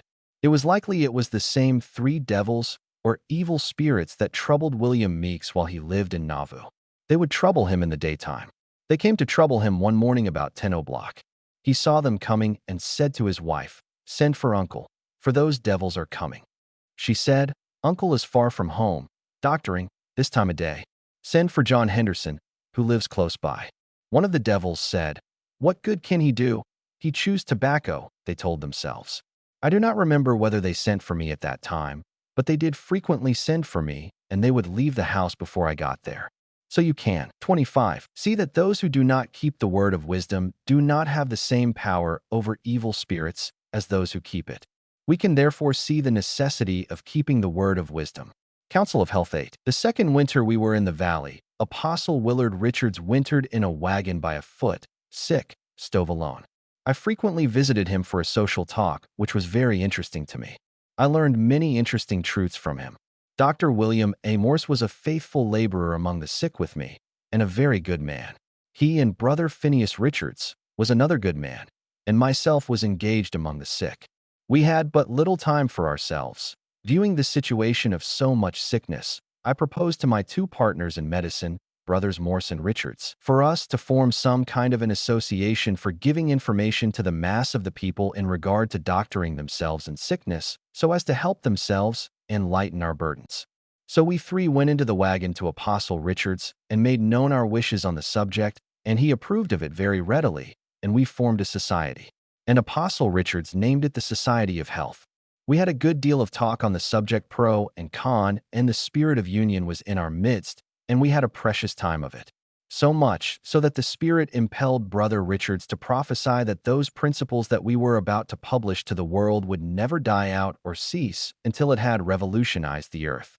That declaration was an impetus to me that is in my breast today. They saw fit to appoint my president of the institution. We conducted everything by majority. They chose Dr. Morse and myself to scour the canyons every Wednesday in search of roots and herbs to present to the council on the next day, Thursday, which was our meeting day for inspection and investigation of what we would bring in. It was a speedy way to become acquainted with the flora of the country and the virtues and properties of each plant for which Dr. Morse was the most famous. The masses of people then began to profit by it because of the knowledge they had gained to know what to do, as the prejudice of some people always goes in advance of every good work. It was so in this case. A certain woman made light of the meeting to another woman. So the second woman would not go to the meeting because the first woman spoke so lightly of it. One of her children took sick and died. After that she thought she would go to the Council of Health and see and hear for herself. And while there the case of her child was so plainly illustrated, and how to cure such cases she remembered it. And some time after that she had another child taken with the same complaint the first child died with. And she cured it by following the directions she heard in the Council of Health. Now it was remarkable that no two canyons afforded the same kind of plants altogether, for we found something new in each canyon. The institution was so beneficial and so successful that the public began to be universally interested in it. Old Dr. Cannon, a poison doctor and poisoned against the Mormons too, could get but little to do among the sick, said if we would give him all the surgery to do he would quit doctoring. And so we did, and he joined the Council of Health and proved a great benefit to us, being a man of much experience and intelligence. I learned considerable by helping him to dissect the dead. And after I moved to Parowan in 1851, President Young visited Parowan. I asked him, "Has the Council of Health died a natural death, or what has become of it?" He said, "It will never die, as long as you are living." I believe he acknowledged that I was born for that purpose. 8C Addenda A. This issue of the Quarterly, page 37. 26. The fourth and last hunt I took in the mountains, the second year after we arrived in the valley. I took up the Weber River on the east side about 1.5 miles from the road that goes up to Emigration Canyon from the Weber. I passed rather a flat piece of ground some 200 yards wide between me and scattered over the ground, some embedded half under the ground. The ground looked broken, as though it had some day been erupted, and the smoke, or rather steam or fog, was promiscuously bursting forth out of the ground, first one place, then another, and spread or vanished in the air like a cloud. I started to see if I could get sight of one while coming out of the earth, but before I got to the place it would be gone, and another would be coming out at another place. I would turn to that, and before I could get there it would be gone. So give it up. It would burst forth in a body or column about the size of a hogshead, and would curl around like a gimlet twist, and would vanish gradually like a cloud. I did not understand the matter, but supposed it must be akin to an earthquake or volcano. I will now relate an incident that took place in Kentucky upward of 50 years ago. While traveling on the bank of the Ohio River through a town, at the upper end of town was a nigger quarter. A wench stepped into the yard and called me. I stopped to know what she wanted. She said, "Massa, there is a white lady in the house who wants to go about 3 miles up the river. Will you be so good as to carry her baby for her?" At that instant, a powerful impulse struck me to say no, and I did say no. My animal is small and tired, and it is late in the evening. So I pushed on. I have ever since believed it was a black child, and if I had taken it to carry I would have found no mother for it at night. She could have turned aside with a good excuse and not come back again.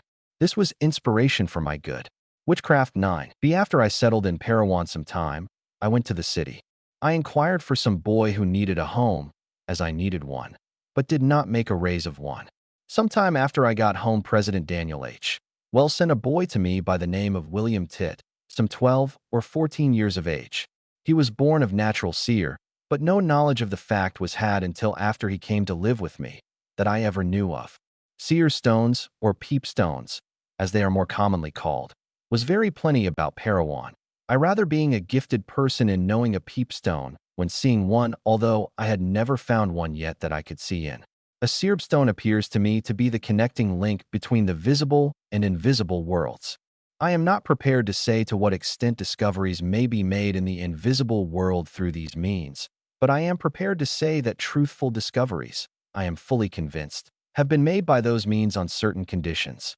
It is not safe to depend on peepstone in any case where evil spirits have the power to put false appearances before them while looking in a peepstone. If evil influences will not interfere, the verdict will be as true as preaching. That is my experience in the matter. Also, the patriarch, Hiram Smith, the brother of the prophet Joseph Smith, held the same idea, but stated that our faith was not strong enough to overcome the evil influences that might interfere, but seemed to think that time would come. I have seen peepstones as well polished as a fiddle with a nice hole through one end that belonged to the ancients. I asked Brother Smith the use for that hole. He said the same as a watch chain to keep from losing it. He said in time of war the Nephite had the advantage of their enemies by looking. 9. This journal is one of the very few documents available to American history which faithfully reflects the American folklore of the early 19th century. Ideas on witchcraft and devil possession, engagingly chronicled by Dr. Meeks, were widespread among the American folk of his time and are by no means dead today. 27. In the seer stone which would reveal whatever they wished to know. I believe a peepstone is of the same piece with the Urim and Thummim, if we understood it. Now this William Titt was the best seer in peepstones I ever was acquainted with. He was a good boy, but was full of youthful peculiarities like other youngsters. No particular bad habits for a boy having a stepmother that he could not live with. And I believe that Satan and his gang saw the danger his kingdom would be in through William Tit and the Peepstone, that they did their best to destroy him. And they told him if it had not been for that old Meeks, they would have destroyed him, but told W.M. Tit that they could do nothing with old Meeks. William Tit told me what they said about me. Now for those foul spirits and witches. What is the difference between them? Foul spirits are disembodied witches living in the flesh. Do they have power over human beings? They certainly do. Every pain, ache, or misery we endure is attended by a spirit of affliction, and that spirit is intelligence. Hence the propriety of laying on hands and rebuking it in the name of Jesus, which would be supreme foolishness if it were not intelligent. But those kind of spirits frequently retorts on them that tried to cast them out by saying audibly through the one that is possessed, "And what good can you do? You chew tobacco." And this very expression opens a field for influences which we should profit by if we stand in our own light. If chewing tobacco weakened his power over that spirit, why not every infringement on the word of wisdom or every other evil committed against the principles of the gospel have the same effect? It is certainly fair reasoning. Those kind of spirits work mostly on the mental functions instead of the physical functions, but affect the physical system unto death, sometimes by tormenting the spirit of the person. I have myself been victimized by those spirits tormenting my spirit, and today I believe I was in a few hours of being killed by them, had I not received instructions by a heavenly messenger just in time to save my life. I had just laid down for the last time, as I thought, and think so yet, had it not been for the instructions I just received of that messenger. He told me to put the Doctrine and Covenants or the Book of Mormon under my head, and not consent to them, and they could have no power over you. They have never had power to afflict me in that way whence, although they came almost immediately on my receiving the instructions, but they went away faster than they came. Now a witch is a female, and a wizard a male, a live human, but all of a piece with the disembodied foul spirits, only in different conditions. I don't like to say much about witches, as there is perhaps no subject that will agitate the public mind to the same degree of enthusiasm as that will, no doubt. But much innocent suffering has been inflicted upon persons who knew nothing of the art. But such do and will exist on the earth as long as Satan is not bound. As far back as 1814 in the state of Indiana, I lived close neighbor to a woman who was said to be a witch, and lived neighbor to her for several years. In my acquaintance with her, she was charged several times with witchery, and it appeared that the people thought that I was gifted in working against witchery. Whether the knowledge I had was innate or acquired, I am hardly prepared to say. But the business seemed to come handy. I was engaged away from home. When I returned, they said that Anna Meeks was bewitched by that woman.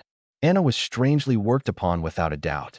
She said that she could see the witch in the house and tried to show her to us, but we could see nothing of her. Anna said that the witch was trying to choke her to death with putting pins in her mouth. We could see no pins, but the blood was seen oozing out of the holes where the pins would stick in the roof of her mouth. 28. She was desperately tormented in different ways. She would sometimes swoon away like asleep on her back with her hands extended each way. We would put a piece of silver easy in her hand, and she would flounce like it was fire. But when we put lead in her hand the same way, she would not notice it at all. Several other things pertaining to this circumstance might be related, but I don't like to xxxx about it. But we got the enchantment broke at the expense of several weeks' confinement in bed of the witch, but she did not die, and Anna got well also. Several years later, I had a brother who loved to hunt raccoons, who had a dog that would track them up while the frost was melting in the daytime where the coons had gone in the night. One morning, he called up Drummer to go hunting. Drummer loved the business as well as his master, but before starting, the dog took a fit. He fell down, drew himself up and tumbled all over and rolled up his eyes and could not go. As soon as it was too late, the dog was well as ever. My brother Charles told me the circumstances. I said to him, the dog is bewitched, and the next time he does, you cut off his ear and throw it in the fire. And don't you let a thing go out of your house that day to anybody. So he did the next time the dog had a fit, and when the dog bear was burning, here comes the witch on a gallop on a stud horse to the gate and says to Charles, "My husband is very sick, and I want to get a little honey to make some medicine for him." Charles, without thought, gave her the honey and never thought once what he was doing until the woman was a good ways off going on the gallop. But it cured the dog, and the woman was said to be at quilting next day with a blister on her seat as large as the palm of a hand, and she had to sit on a pillow. But she said that it was caused by her ride after the honey. Now it appears the witches work their craft through or in the blood of the one possessed, and by putting their blood in the fire it punishes the witch. And by putting their water into a vial or bottle and putting it where it will evaporate by the heat of the fire, it is said that as long as that process is going on, the witch can make water. And I think it a very good practice for mothers to hold out their children to make water in the fire when convenient.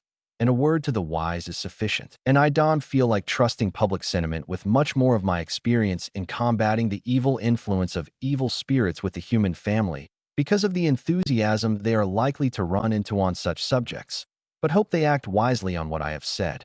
Now in 1848, the Salt Lake Valley from a human standpoint presented nothing better than extreme suffering, if not starvation.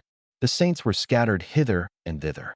Some went back to the States, and some to California, while the mass of people were eating whatever they could get.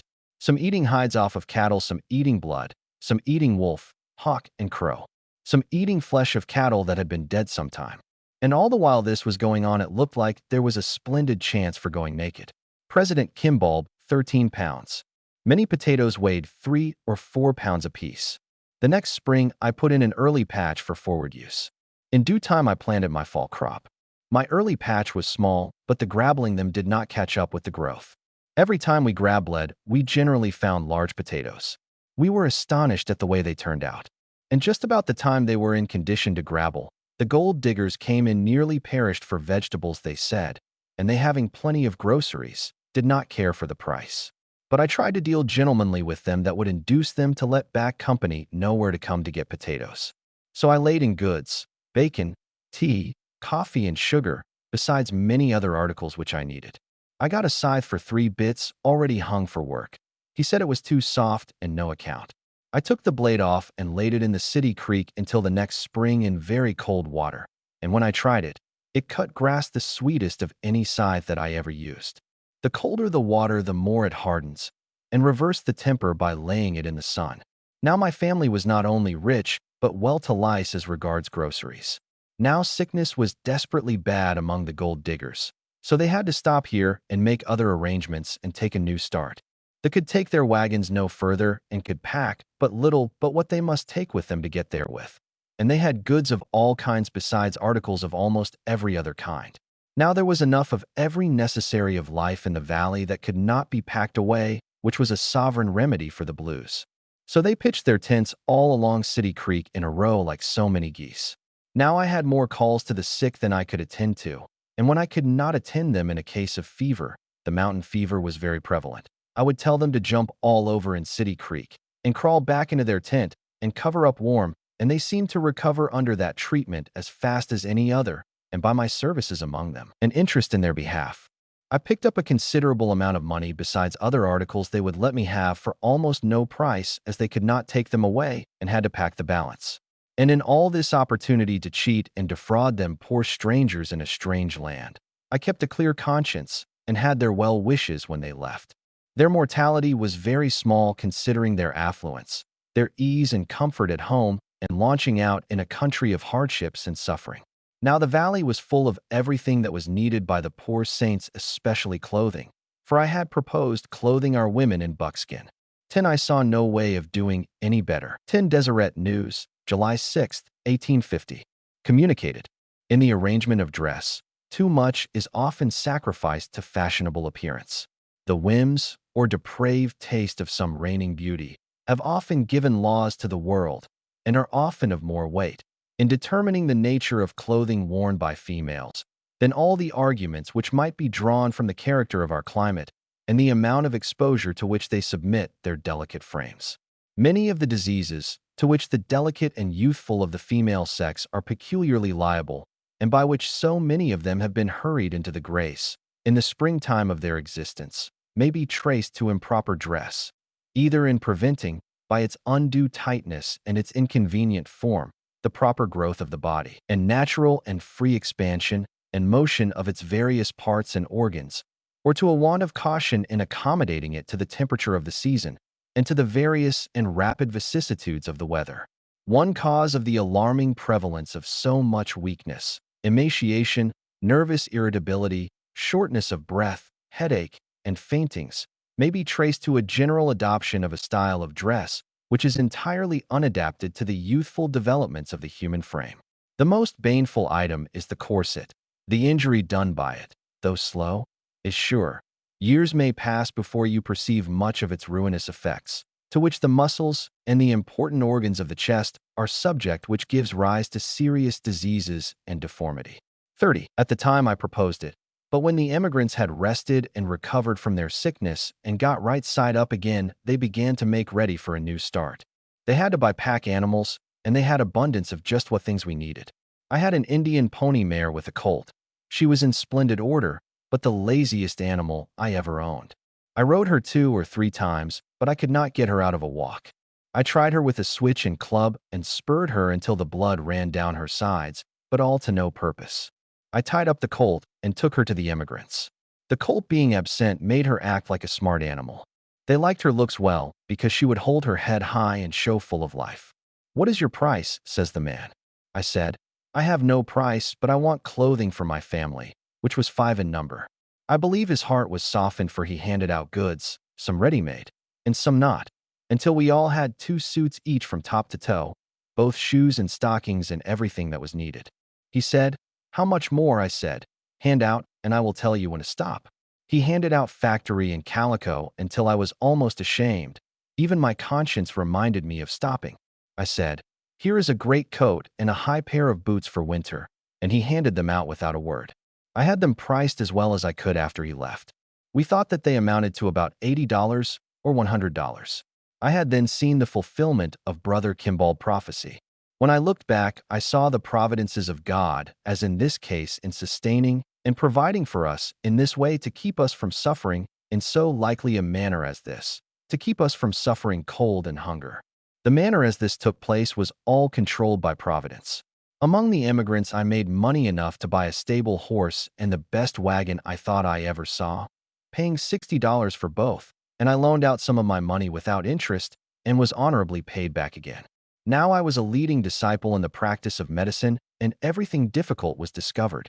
It seemed like they would not make a move without me. Brother Noble's wife, within about 1 month of her expected sickness, had the dropsy so bad he thought she could not live until that month was out, so that she could be doctored without injury to her offspring. The doctors in the valley had a consultation over her case, and President Young with them. They could devise no means to save the woman without destroying the infant, and she could not live but a few days without help. But they would not make a move until they sent for me. When I came, they told me they could not see how the woman could be saved without destroying the child. I told them there would be no difficulty in that I could take the water out of that woman and save both alive. I said, "Yes, I certainly can, and lobelia is the thing that will do it." I just gave her Thompsonian courses of medicine and soon had the water all out.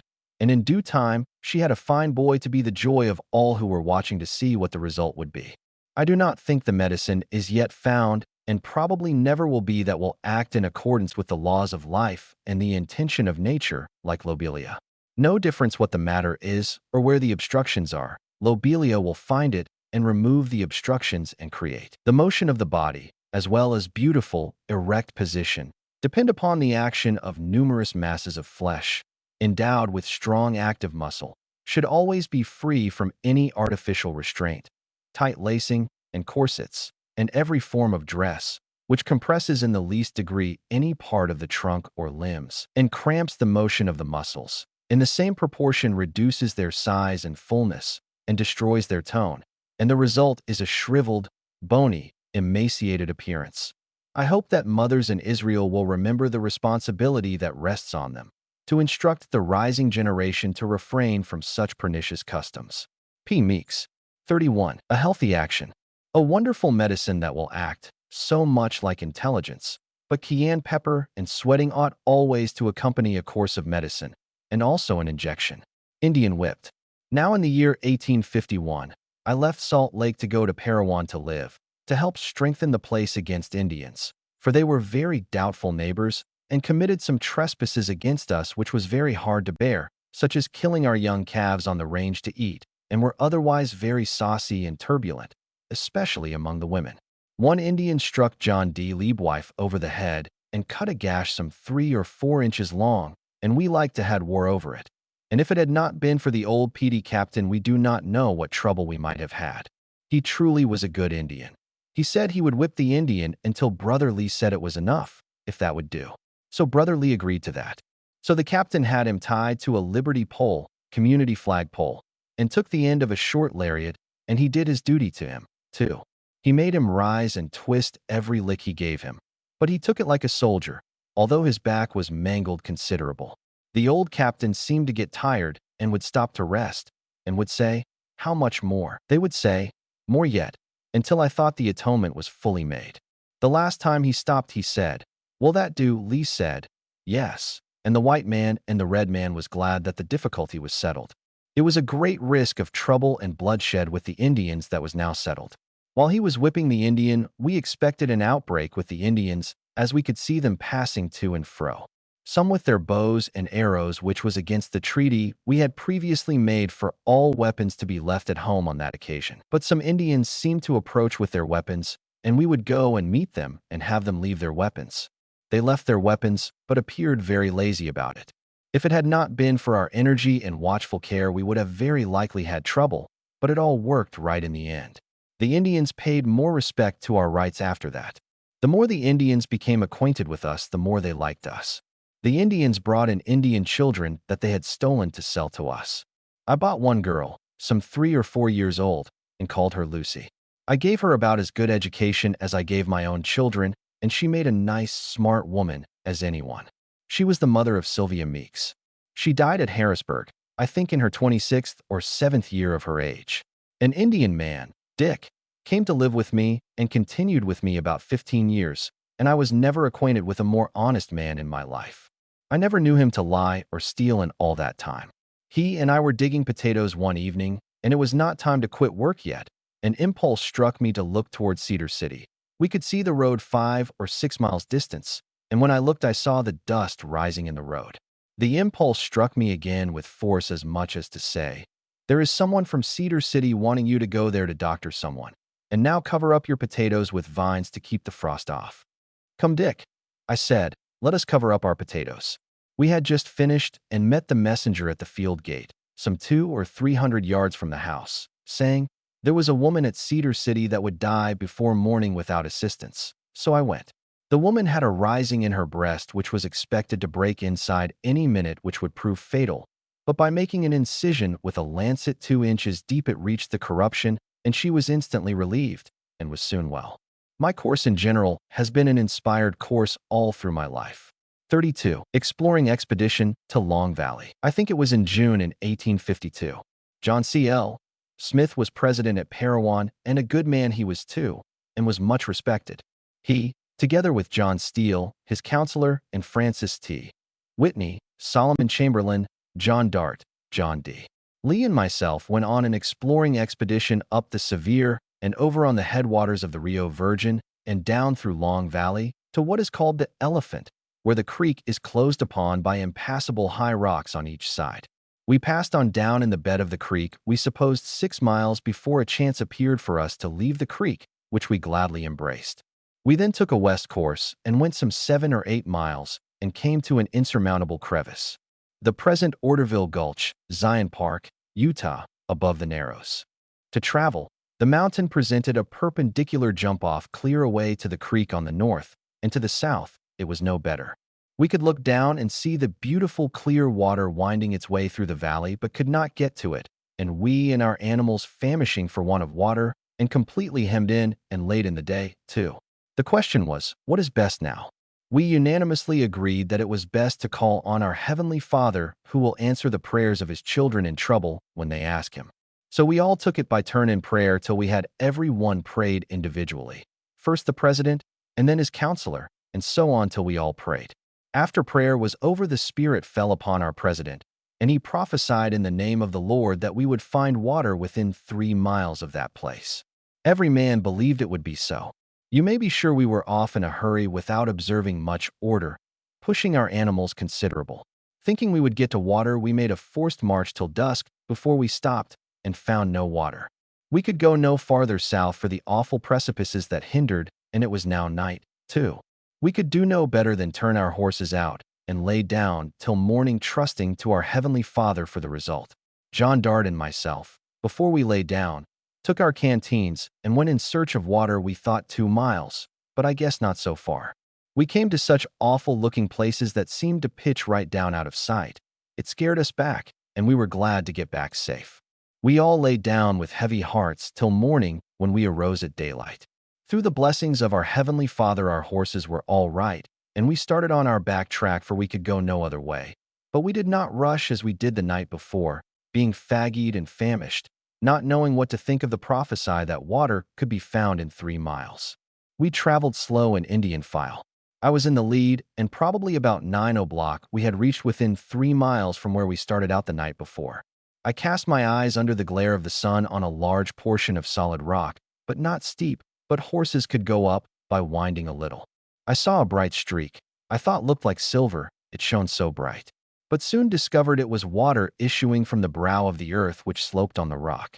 The water had not yet reached the foot of the rock, which was some 20 rods below, and looked like it had started to run sometime that night. We had water sufficient for every purpose by digging holes in the ground by the edge of the rock, and the horses would go up and down that rock with pleasure, having the water above and the grass below. Here we stayed several days, not knowing the course to get out, being completely hemmed in. We sent out John Steele and John D. Lee to hunt a way out. They went on foot, but did not get back that night, and lay out in the mountains. But the Lord was merciful unto them in bringing them at camp time to a basin in a rock, full of good water. Here they fared well, and thanked the Lord for it. And right here, as the sun was going down in the west, and tinted the tips of the 33 mountains in the east with golden colors, they stood on quite a mountain, and with longing eyes and praying hearts wished to know how we could get out of that country. Inspiration seemed to burst forth as by vision. Look east, see the lay of the country. That is the course to get out. And it proved to be our only and best chance to get out, and we had no trouble in getting out. And I have been at that watering place where we were hemmed in once or twice since that time, and looked at the place where we got the water, and there was no signs of standing water ever being there. And today, when I think about it, my heart swells with gratitude to my Heavenly Father for His kindness and mercy over us on that trip. A new wife. Several years after I moved to Parowan, I went back to the city. I took my daughter, Peggy Jane, a young woman, with me, and when I started from home, my wife said, "Dom, you come back without another wife." That put me to studying, for she never talked that way before. So the more I studied about it, the more I was determined to try and get another wife. So when I arrived at Brother John Dalton Poe had charge of the church farm 4 miles south of the city, I left my team there so as to have no encumbrance at the city. We went to Brother Freeb in the city, an old acquaintance of ours. I told them there that I intended to get a handcart girl to go home with me. They appeared very anxious that I should get one. Sister Free told me she knew of one who had no relations there, and it would suit her the best kind. There was a woman then present said she knew her in England, and said she was 24 years old and as good a woman as ever was. Now I was very much elated at the prospect. I would not have sold my chance for a considerable amount. I never felt more sure of anything in my life that I did not have hold of. I found out where she stayed, and away I went as full of imagination as the milkmaid we read of in the spelling book. I found the place and stopped outside the gate and spoke to a young woman on the porch and asked her, "Are you Hannah Virgil?" "No, sir," she said. Said I, "Does she stop here?" "Yes, sir, but she is not at home." I said, "Are you a handcart girl?" "Yes, sire," she said. "Well, I am looking for a hand-cart girl to go home with me. Maybe it will suit you to go home with me." She said, "I am engaged, or I would." That moment she said, "Yonder comes Hannah Virgil now." And when she walked up and spoke to me, and I saw her countenance, there was a monitory impulse struck me with such force it seemed as powerful on my feelings as the command of a superior officer when he would with a stern voice say no. Here now the fat was all in the fire. My feelings I cannot well describe, if I were to try. I left quickly, badly whipped, without saying a word to the girl on the subject. I went straightway to President John Young, where I was in high repute for letting him have that ox on the plains, he having taken Sarah McCleve to wife, oldest sister of Mary Jane, 2 years previous to Mary Jane Barreville in the handcarts. She says to me, "Brother Meeks, go out to the church farm and get your team and harness it to Mr. Young carriage. he himself not being at home, and Aunt Mary and I will go with you to see Mary Jane. It may be that she will go with you. I had told them that I was going to start home in the morning, for I did not think it worth while to try any longer. I was ashamed to tell them anything about Hannah Virgil. I felt so mean. However, I went to the church farm and got my team and harnessed it to the carriage. "How far is it to where Mary Jane lives?" I asked. I knew that the Warm Springs was only a mile and a half from Brother Young. I thought we could soon get back. When we reached the Warm 34 Springs, I says, "Where does Mary Jane live now?" "Oh, it is down by the hot springs, 6 miles farther." If I had known that in time, I never should have started. It was not late in the evening, and I intended starting home in the morning. But as I had started, I must stick with them, but felt disappointed. When we arrived at Hot Springs, the sun was just going down. "Now, where is the house?" said I. She pointed away down under the fading sun 2 miles farther to a little log cabin where she said her sister lived. I felt vexed but could not turn back now. We drove up close to the house and found Mary Jane on her all fours scouring the floor. When the dog barked, she looked up and saw a new Brother Young carriage, Sister Young, her sister, Sarah, with a strange man dressed precisely. As she saw all this in a vision shown to her about 3 nights before, when she knelt down in the dark when all were in bed and asked the Lord what she ought to do, because she was teased so much about marrying. In the vision, she was told that was the man she must go home with. So when she saw me in the carriage, she knew that was the man for her. We went into the house of Brother Levi Gifford, where she lived. I was well acquainted with the whole family and good family of people, too. Sarah did not sit down, but took Mary Jane out of doors and told her I had come for her, and sent a runner to tell me to come out there. I started and met Aunt Mary Young coming post-haste after me. She spoke very animatedly, saying, "Mary Jane says she will go with you," and we had not spoken to each other yet. Neither had we seen each other's faces. The trial I had when I met Hannah Virgil was nothing compared to what this was. They told her I had come for her, and she said she would go. Now, if that monitory impulse strikes me with the same power saying no, what will I do? Can I stand it? Or will I have to wilt and wither under this, the hardest trial I had ever met with in my life? Oh Lord, help. That instant it was manifest to me to just see her countenance, and I would know what I ought to do. But that did not assure me that I would be inspired to take her, and to refuse, it would bring an everlasting stigma that would last through life, and I thought very justly, too. I went out to where they were, the sun being down. The red clouds in the west were all that gave light.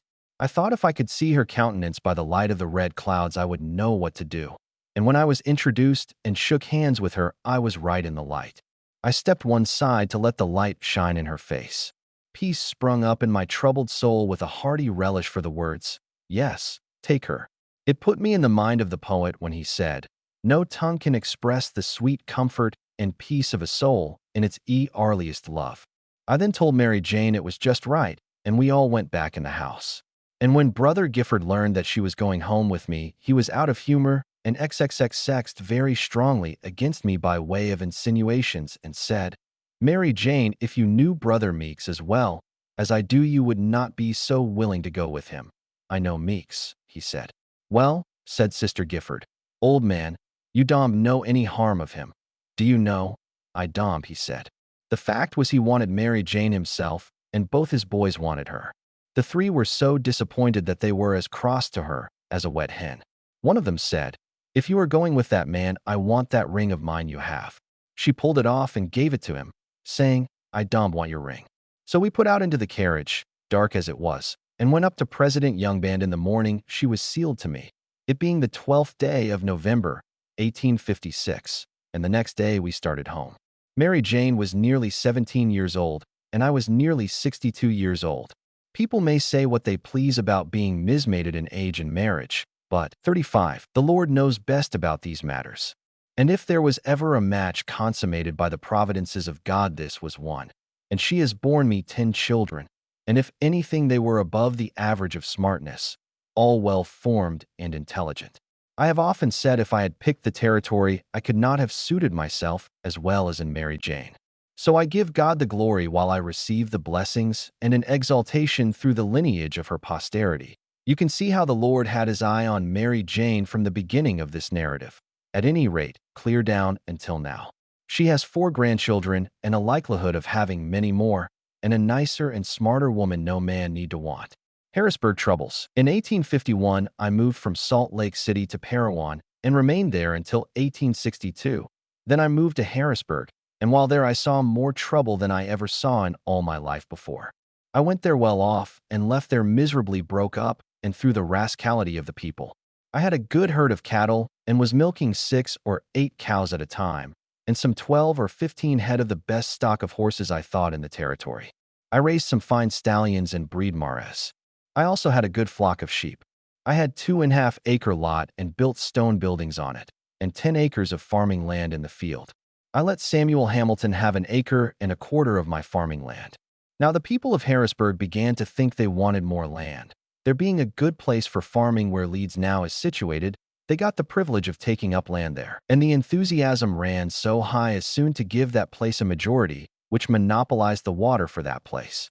Now nothing would do but to turn the whole creek that way, and so it was done.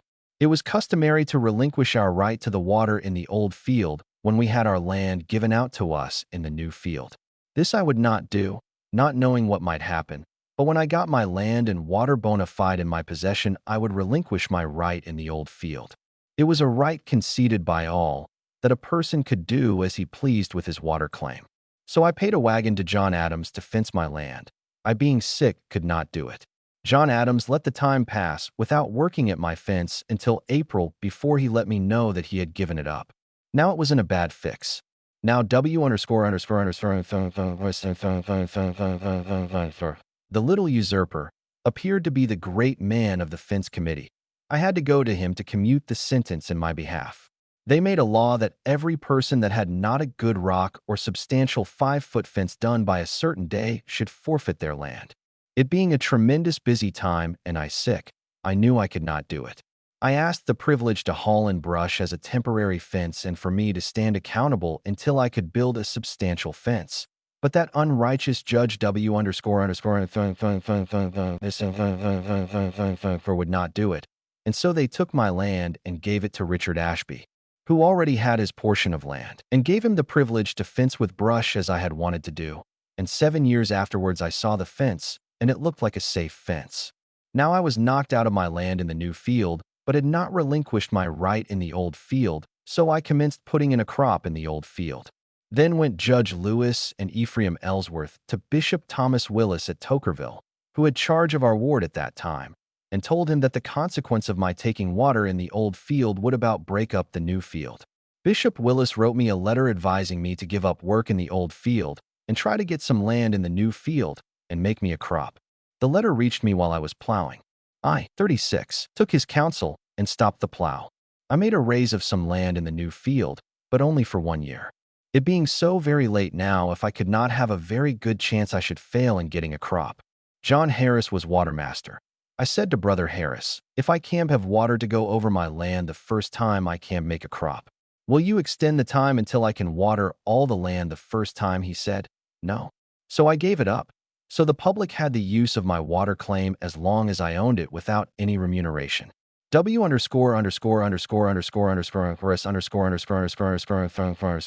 Was the controlling influence that kept me out of my rights, and he did it by assuming rights that he never was elected or appointed to act in, and the people were too weak in their duties to oust him and give me my rights.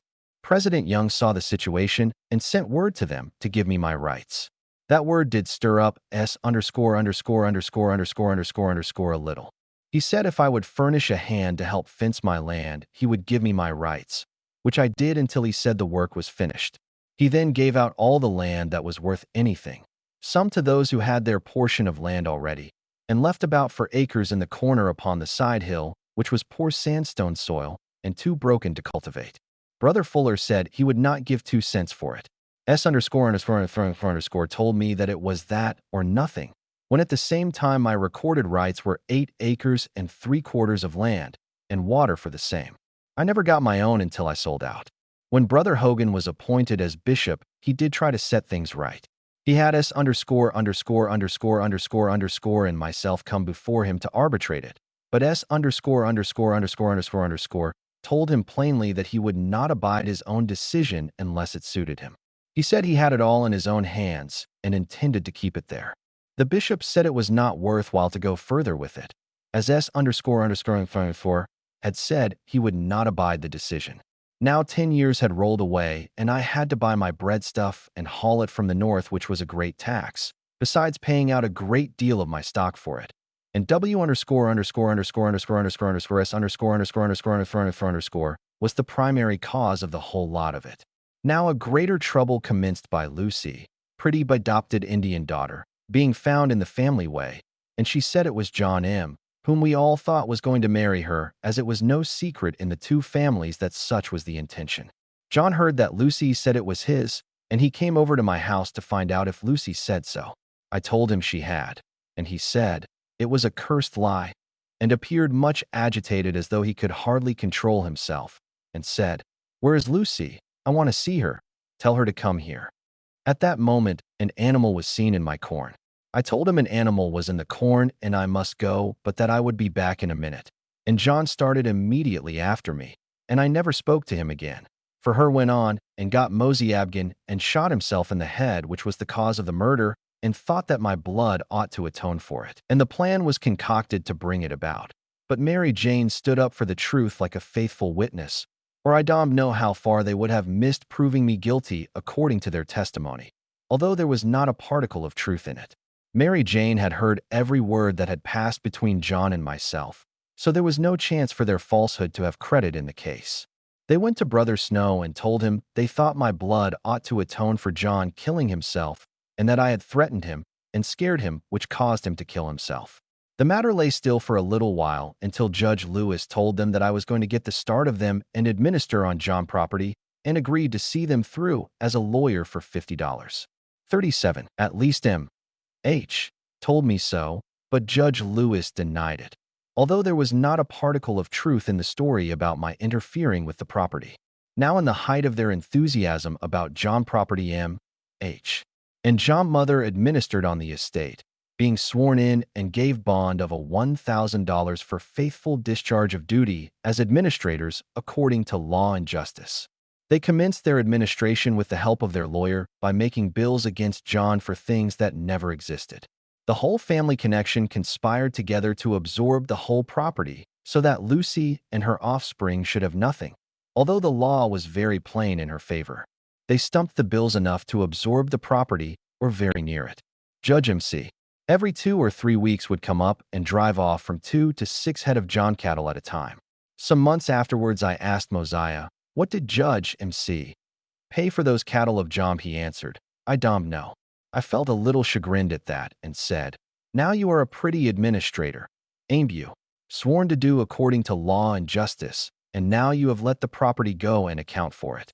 I said, "Maybe your lady got goods for them." Margaret spoke up and said her mother never got but one dress of M.C., and she paid for that to her certain knowledge and told what she paid for it.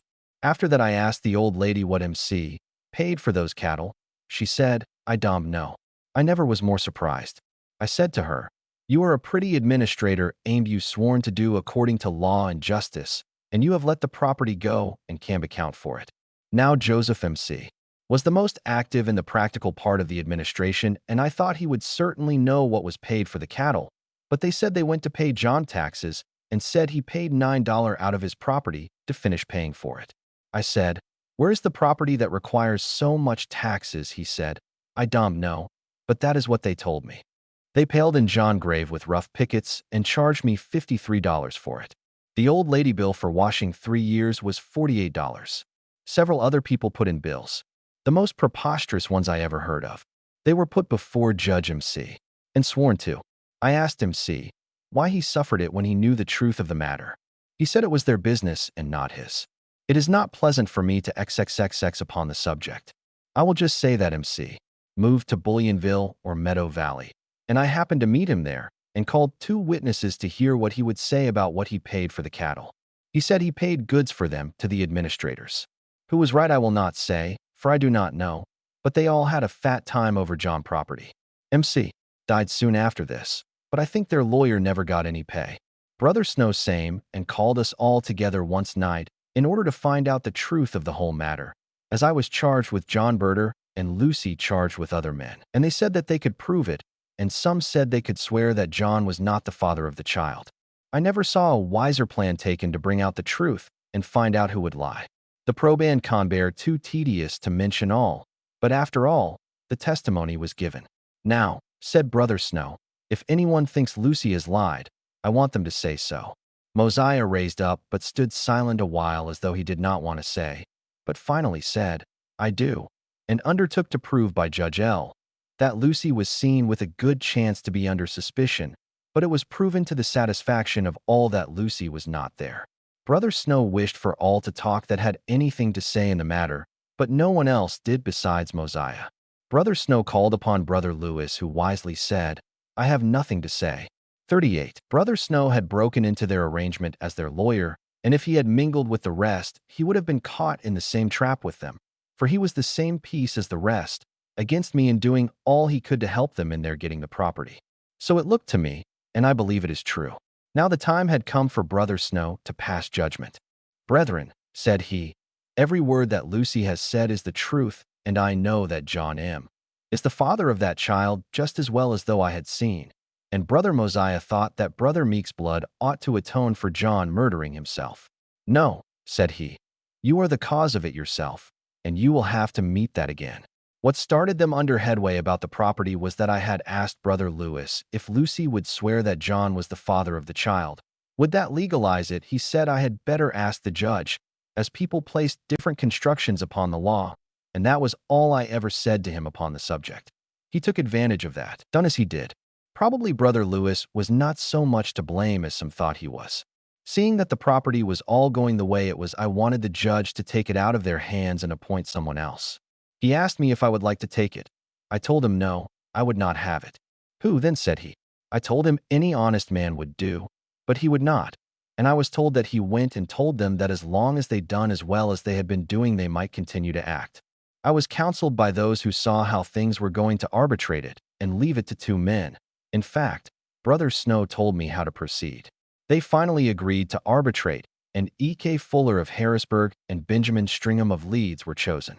I said, now will you agree to do everything on the principle of righteousness, justice, and reason? They agreed to do so.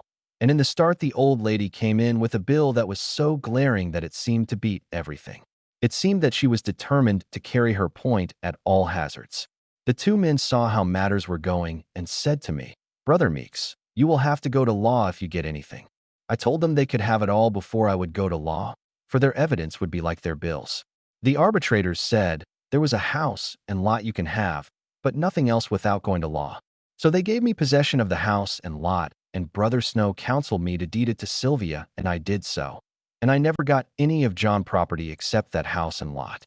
Now, after being kept out of my rights to land and water in the Leeds field and the troubles on Lucy's account at Harrisburg, I felt like I wanted rest to my soul. But the silver mines began to open the avenues of trouble right among us again, although it was hailed as a great advantage to the country. I never liked it. The wickedness of the miners and the love of money caused the love of many to wax cold, although there was many honorable exceptions among the miners. Frank Taylor and his wife, I thought, were good people. I rented a room to them, they being miners. Other miners would visit them that were drunken sots, which annoyed me very much. Yet I received much benefit through the proceeds of the mines, through the industry of my two boys. They helped me very much. Joseph went right into mining, and Hiram engaged with Barbie as cook. Barbie having a store, Hiram could get anything he wanted, which did help us very much. The boys could have any credit they wanted, but were cautious about going in debt. Barbie would let them have anything out of his store and take their labor, and it so happened they wanted to replenish themselves out of the store and took considerable more than was coming to 39 them, and as the fates would have it, Barbie he sold out entirely and wanted the money of the boys. As they had been good to me, I thought I ought to help them out. About this time, I sent a note by John Earl and his father on Brother Starks for $142 in cash. They said they could bring the money as well as not, as they were going there anyway. They betrayed their trust and bartered off the note for clothing, wheat, etc. I never got the money, only between $30 and $40. Now the tax collector had advertised for the taxes to be paid by a taxes and the boys in debt, and a kind of shut down in mining about getting money for work. My family necessities preying upon us, and I owed some money myself that must be paid. Now what shall I do? I made up my mind to sell out and leave the place, and while looking at the situation, For 10 years back to the present day, people failing to pay me what they owed me threw me behind with them. I must pay, and the boys in debt and my taxes to pay, and having my bread and clothing to buy. It did look like a long shot and a narrow chance for me to ever get through. Right in the nick of the pinch here came a miner to buy my water in the Leeds field. I put him off the first day. I was in a quandary what to do. It was against the principles I believed in to sell to the Gentiles, but if I don't take this chance, I shall be broken up. Now what shall I do? It now forcibly occurred to my mind to take the money from the Gentile, for the same reason that David eat the shoe bread. Although that was against the law, it was to keep himself from starving, and this was the sole reason that caused me to sell out to the Gentiles. Alma Engel and Joseph Wilkinson posted right off to St. George to tell President Young what I had done. President Young said to them these words, "I don't blame Brother Meeks one particle." So that settled that question with them. The man paid me the $75 per acre, which set me right again, and I moved to Orderville. I will now go back to Nauvoo. At a certain time, the mob was threatening to come upon us. We had to stand guard night and day. We were every man counseled to prepare for the worst. I made me a spear out of an old table fork and put a handle to it 6 or 7 feet long, as I gave up my gun to those that would probably need it more than I would. I lived near half a mile from the temple, but every man, when he heard the drum beat, must be at the temple quick as possible night or day with their weapons of defense. Sometimes the alarm would be given in the darkest hour of the night.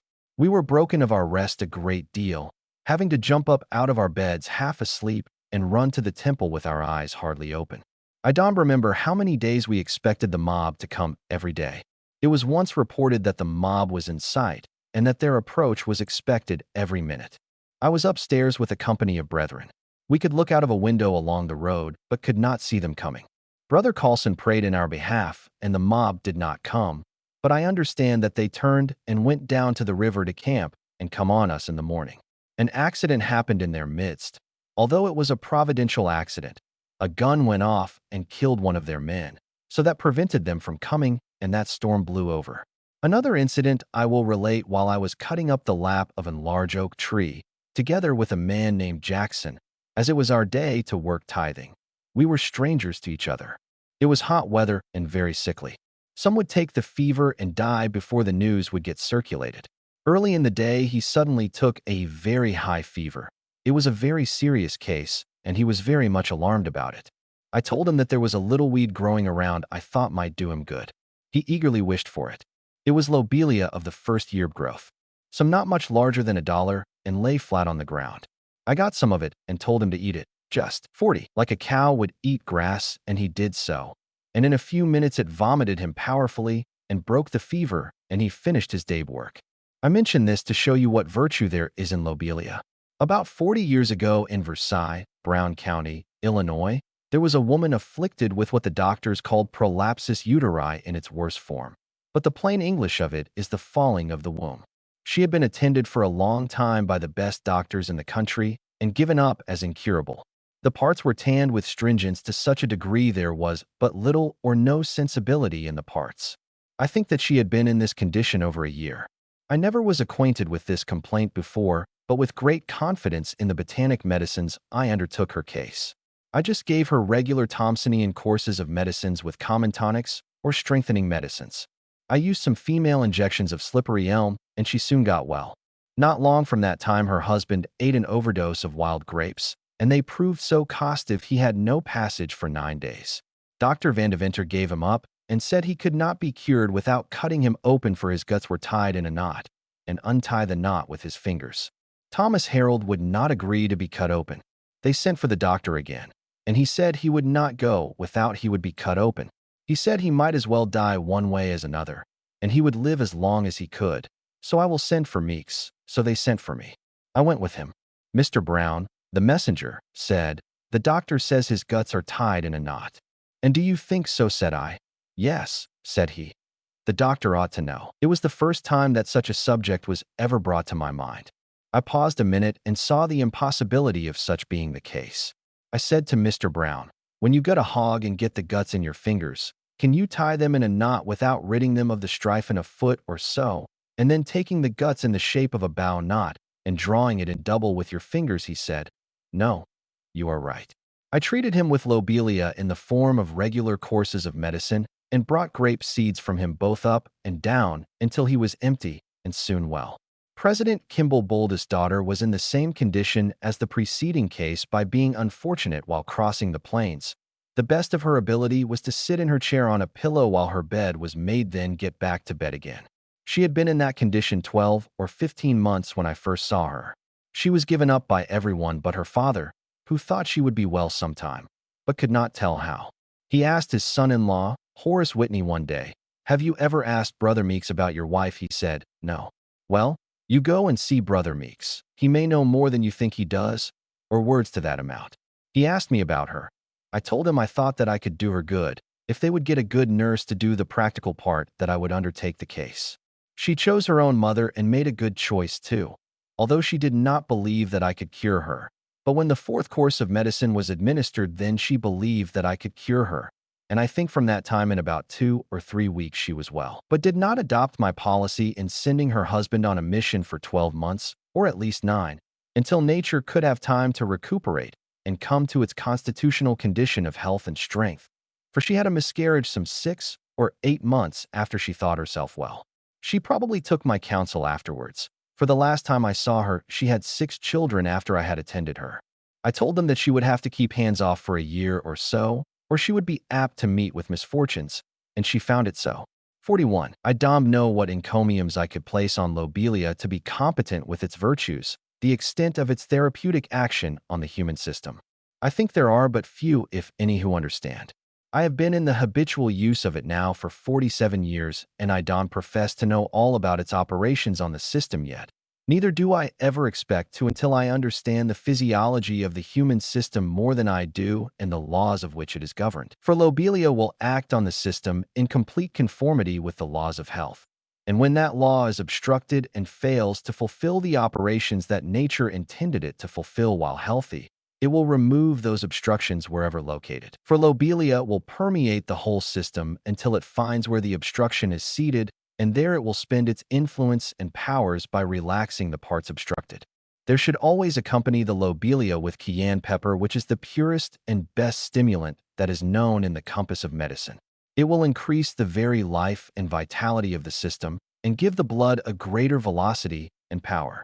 Now the system being so relaxed with lobelia, and the blood being so stimulated with such power, it will act on the whole system like an increased flow of water turned into a muddy spring of water. It will soon run clear, and although lobelia is set at naught and persecuted the way it is for the same reason that the Latter-day Saints are persecuted. It is ordained by God to be used in wisdom. The world will not persecute them that are like them, but hold them the same as their own. It is stated that Joseph Smith said that Thompson was as much inspired to bring forth his principle of practice according to the dignity and importance of it as he was to introduce the gospel. Then we should look on those principles as an appendix to the gospel as a temporal salvation. It was introduced nearly contemporary with the gospel, and in its main features runs in sympathy with the gospel. Even the word of wisdom and Thompsonian runs together and strengthens each other instead of coming in collision with each other. Thompson was educated the same as Joseph Smith was. He had not much experience the same as Joseph Smith, and was not of high parentage, so thought by the world the same as Joseph Smith was. They tried to kill him the same as Joseph Smith. They lanced him the same as they did Joseph Smith, and did everything in their power to stop its progress, but could not do it because it was of inspiration and of course of divine origin, like Joseph Smith's mission, and has never lacked opposition ever since it was introduced, just like Mormonism. And that is one evidence of its being correct. For the prophets have said there must needs be an opposition in all things, and they have also said it must needs be that offenses come, but woe unto them by whom they come. Foul spirits. About the year 1857, William Titt, some 10 or 12 years old, was sent by President Daniel H.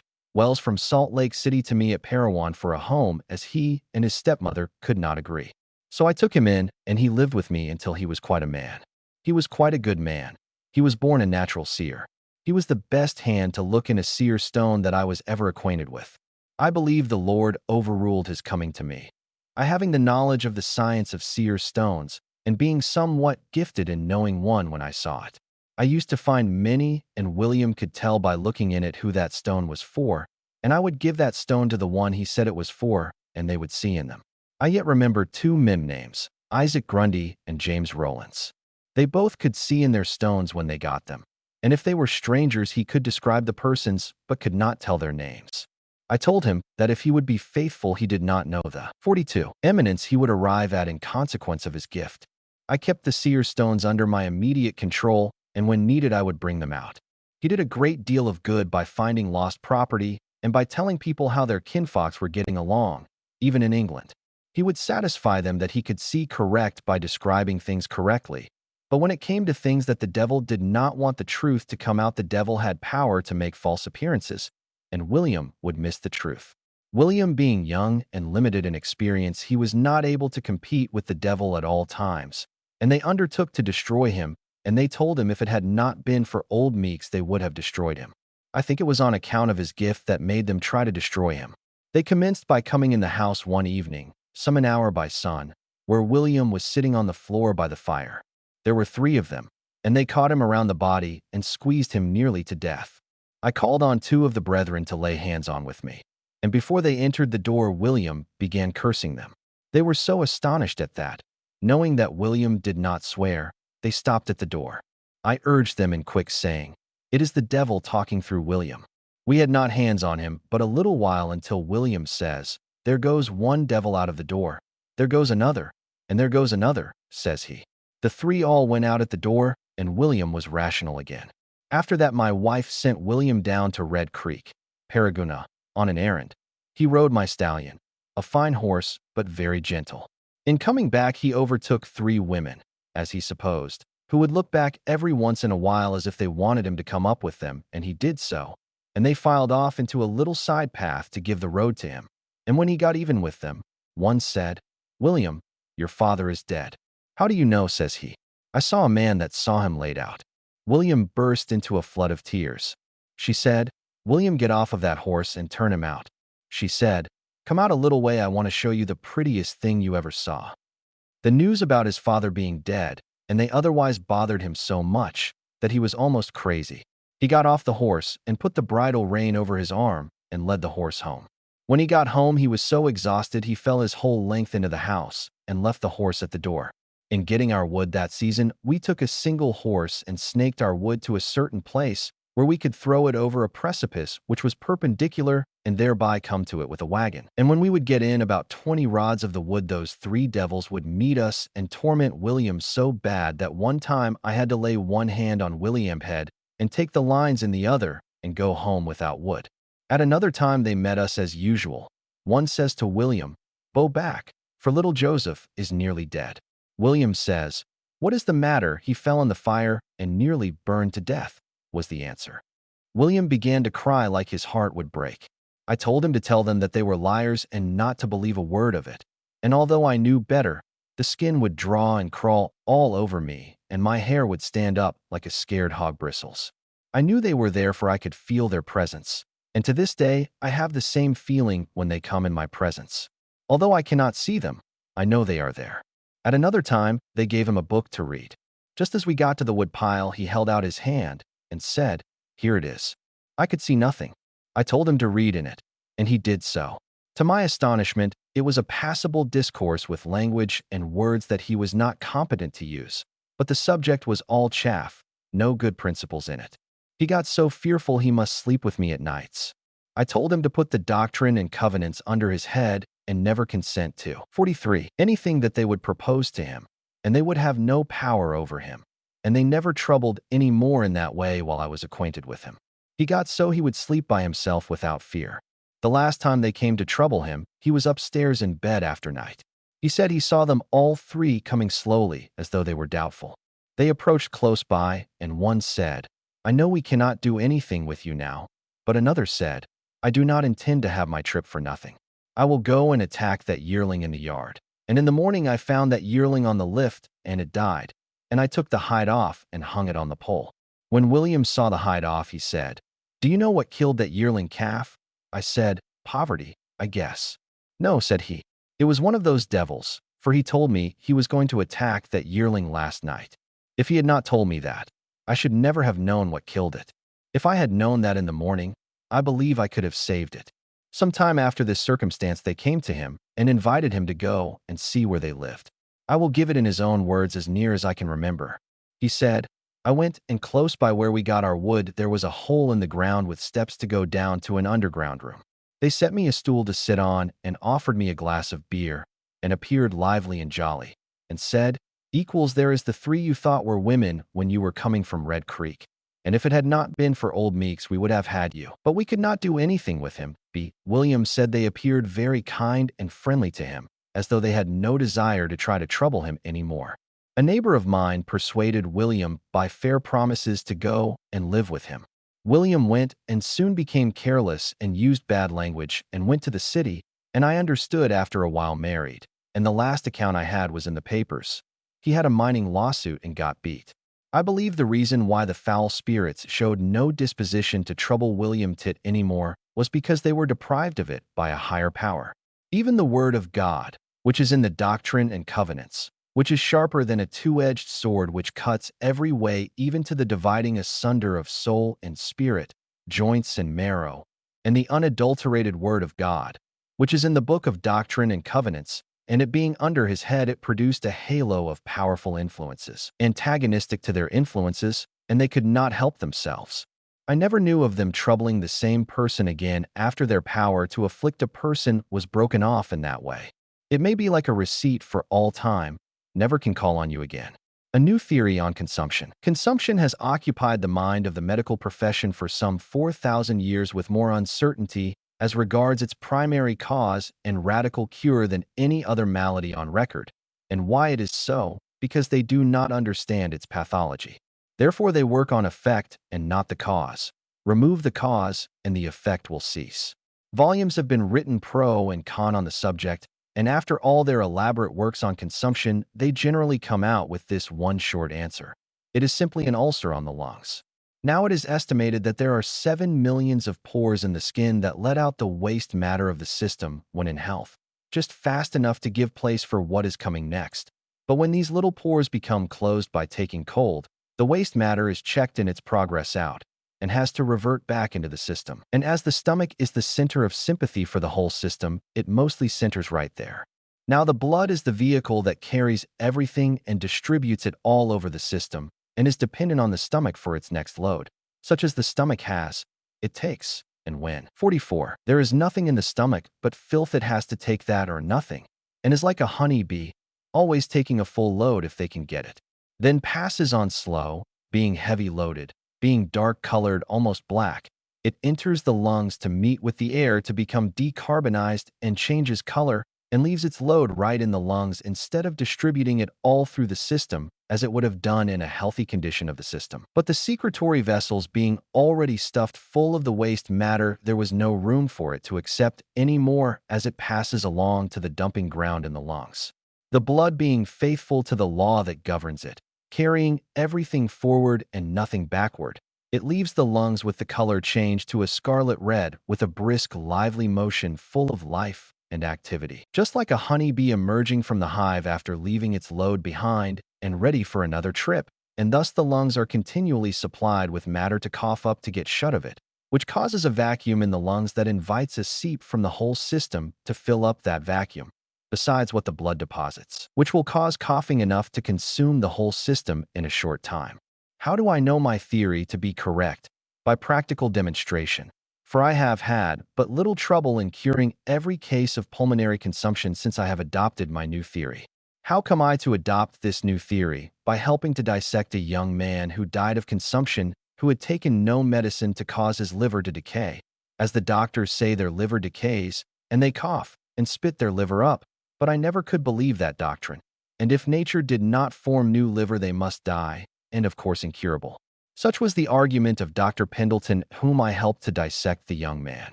He said his liver was all gone, but when we came to his liver, it was perfectly sound. That stumped the doctor. Well, said he, that half bushel of stuff they said he spit up we know come out of his lungs. They must be all gone, and when we come to the lungs, they were sound too. Now, said I, Doctor, where did all that stuff come from that he spit up? He could not tell me, but was very much stumped. There was no organ in the whole internal viscera that was decayed or any portion of it missing or gone. Many examinations have been made on patients dying of consumption under calomel treatment, and they have invariably presented a decayed liver, hence their idea that that was the primary cause of their death, when at the same time it was the calomel they gave that caused the decay of the liver. Calomel being acknowledged to be by the whole faculty their chief medicine in research into the mysteries of consumption, I never found a case that the patient died without taking calomel, but what their liver was sound, and vice versa.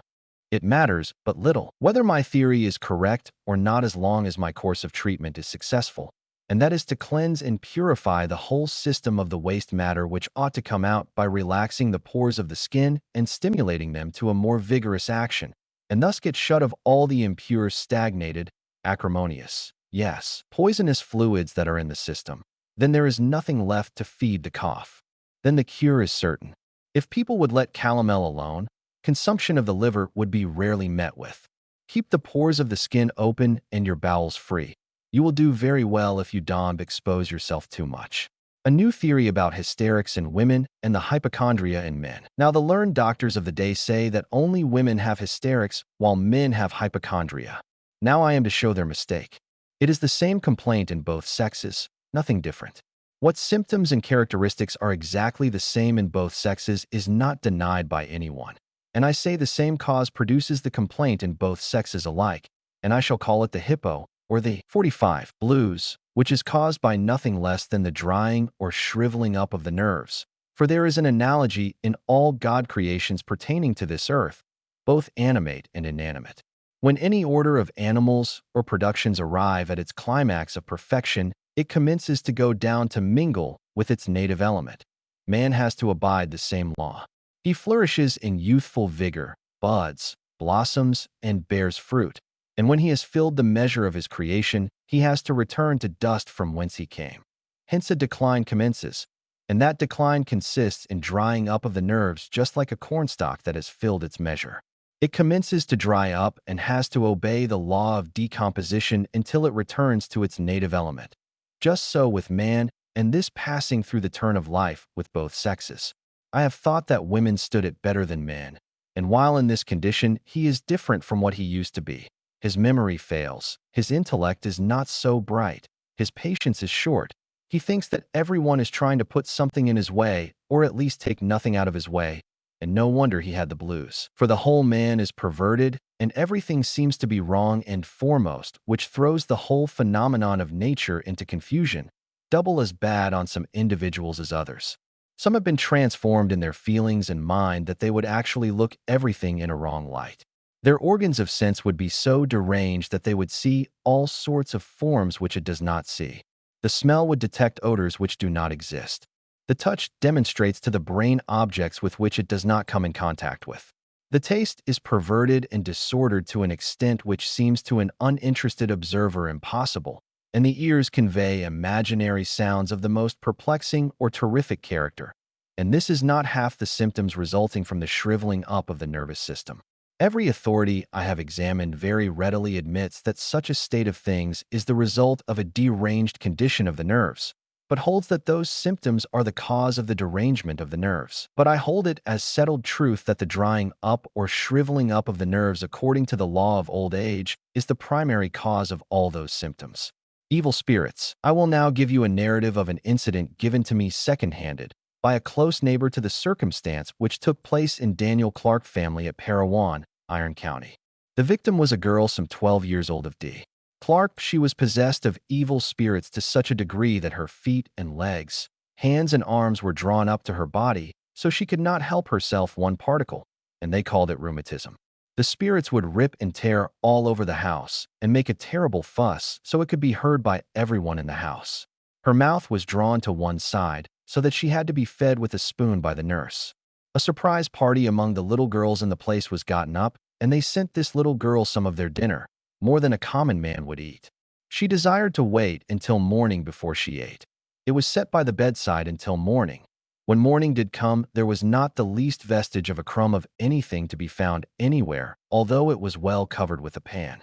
One day, while her mother was in the room alone with her, her hands came up as straight as ever. Her mother stepped into the other room to have her father come and see, and when they came in, her hands were drawn up as bad as ever. They then acknowledged it was not rheumatism. Her mother went in one day to cut her hair, and something drew her attention for a moment, and she laid the scissors on the table close by the bedside, and when she turned to pick up the scissors, they were gone. She hunted for them until she was tired and gave up and turned to other business. When she did go in again, the girl's hair was all cut off in a ridiculous manner. 46. Her hair piled on her breast below her chin, and the scissors were gone. And they hunted high and low but could not find them. But when stirring the bed, she turned up the upper bed. There were the scissors between the two beds right under where the girl lay. When they gave an apple to her, they would find it scattered all over the floor in small pieces. Some under the bed, asterisk, asterisk, asterisk. The spirits would throw her out of the bed, and she could not help herself. The man of the house and the boys thought it a trick played by someone just to devil them and swore vengeance or something else against the person if they could find them out. One of the boys swore he would make them get out of there quick and ventured in the dark among them when they were making quite a fuss and bawled out, "You, get out of here or I will shoot you." And that seemed to make them worse instead of better, which made him glad to get out of there himself, believing that it was not his neighbors playing tricks on him. They would leave prints of teeth where they had bitten her on the belly and arms. Her father tried to experiment by putting an apple in a tin can and put buckskin over the mouth of the can and tied it on good with buckskin strings. In the morning, it was just as he left it, except the apple was gone. The girl had a china doll and wished it dressed differently. When the doll was brought to her, it was all to pieces. She then saw a little girl dressed in green standing by the bedside dressing her doll, and when dressed, it was entirely differently dressed to what it was before. After the doll was dressed, there were 2 pins left, and she stuck them in the pillow. One evening, she told her mother she had been out all day playing with lots of little girls and had just come home. She said she got another little girl to lie in the bed in her place until she came back. Her mother was much alarmed for fear that they would take her entirely off and not bring her back. The visible world is controlled by the invisible world of spirits, although some have bodies of flesh, while others are disembodied. And when the Lord designs to accomplish a work among the wicked for their destruction, he generally employs disembodied spirits. This narrative I received at the mouth of the girl father and mother after the girl had gotten well. She dreamed 14 times what would cure her before she would tell her mother that it was Dr. Phelps' brown herbal ointment, and it did cure her, and the leading ingredient in the ointment is lobelia. An incident took place in Parowan, Iron County, the same winter that Colonel Johnston came against Salt Lake City with the United States Army. There was a teamster by the name of James McCann, a young man, started to go back to the States by way of California. He reached Parowan with both feet frozen above his ankles. He was left with me to have both feet amputated, as it was thought there was no possible chance to save his life without amputation. I was at my wits' end to know what to do. I saw no possible chance for amputation. An impulse seemed to strike my mind as though by inspiration that I would give him cayenne pepper inwardly and see what effect that would have on the frozen feet. I commenced by giving him rather small doses at first, about 3 times a day. It increased the warmth and power of action in the blood to such a degree that it gave him such pain and misery in his legs that he could not bear it. He lay down on his back and elevated his feet up against the wall for 3 or 4 days, and then he could sit up in a chair. The frozen flesh would rot and rope down from his foot when it would be on his knee, clear down to the floor, just like a buckwheat batter, and the new flesh would form as fast as the dead flesh would get out of the way. In fact, the new flesh would seem to crowd the dead flesh out of the way to make room for the new flesh. 47. That was all the medical treatment he had, and to my astonishment, and to everyone else that knew of the circumstances, the 16th day after I gave him the first dose of pepper, he walked 9 miles, or from Parowan to Red Creek and back, and said that he could have walked as far again. He lost but 5 toenails all told. Now the healing power of nature is in the blood, and to accelerate the healing power of nature, and I am convinced that there is nothing will do this like cayenne pepper. You will find it applicable in all cases of sickness. It would be very appropriate for the incident I will now relate to immediately succeed the one on the preceding page, as they have reference one to the other. Since I came to Orderville, I have had a great many supernatural communications. In one instance, I had a view of an angel in the form of a bright white fowl like a swan, high up, flying very regular and steady across the firmament to the southeast. My feelings seemed to signify that it was a messenger with dispatches on important business. I felt both sweet and solemn about this time. If I recollect right, the clock struck 12. I don't know whether I was asleep or awake, but it seemed to me that I was both asleep and awake. However, there was intelligence came to me in some form and talked with me. I don't think I saw any personage or heard any vocal voice, but it seemed to me just as tangible as if I had seen and heard both personage and voice. It talked with me until daylight began to appear, and then it left me alone to muse over what had just passed. In conversing with it, I could feel my tongue work as in the expressing of words and talking. I had a good time, you may be sure, but have never revealed but one thing. In fact, I have, I believe, about forgotten what I learned at that time, but one thing he said to me: there is a responsibility on you that you have never discharged. What is that? You know how to cure frozen feet without amputation, and you have not published it. Do you remember reading in the paper of a man with his big toe frozen and had it amputated? I did remember it while he was talking with me. Well, there is no need of amputation, said he. So I hasted to have it published by sending to the editor of the Deseret News, and it got mislaid and was not published, and I did not know it till some months passed, and the intelligence came to me again and said, you have not published that yet. Well, I thought I had, I said. Well, it is not done, said he. Well, I will do it, said I, and I did do it. While I am speaking about this messenger, it brings to my mind another circumstance similar to the preceding page for a good many years past. Frequently, I had spells that required a cup of coffee to check, and when I came to Orderville, I was intending to do entirely without warm drinks. Yet those spells did come on my once in a while, and my family, some of them, says to me, you had better try a cup of coffee. You know it used to help you. I agreed to it, and took a cup, and it did help me. And I took another cup the next morning, and that helped me also, but had not thoughts of continuing its use anymore till the second night after. Intelligence came to me and say, yes, that coffee was good for you. On what principle, said I? Your system is weak and feeble, and your blood weak and languid and below a natural action, and the coffee will only raise it to a natural action. This is reasonable, said I. But young folks, whose system is not below a natural action like your S is, it will injure. I said, that is reasonable too. Ever since that I tried to use coffee and wisdom only as medicines, and it has proved good for me. I consider tea and coffee should be said only as medicine and not by everyone, for everyone don't need that kind of medicine often, until they get old. 48. Now my first wife has been dead about 59 years, and she came to me since I have been in the territory of Utah, and asked me how long I thought it would be before she could be with me. I told her I did not know, but that I had done all I knew in that line, and would do all I could as fast as it will be made known to me what to do to get you with me. I says, Polly, are you happy where you are? She says, yes, but not as happy as I will be when I get to be with you. She looked the most pleasing I ever saw her, and I was overjoyed all the time she was with me. I will now relate a circumstance of the hardest temptation to overcome that I ever had in all my life. I never could XXXX about it without shedding tears.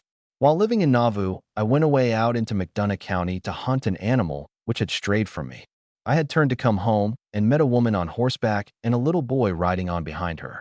I had not passed her but a short distance when I came to a beautiful bunch of yarn thread, right in the road, that I thought I ever saw. A large bunch, some blue, some yellow, some white, the deepest colors. I never saw better.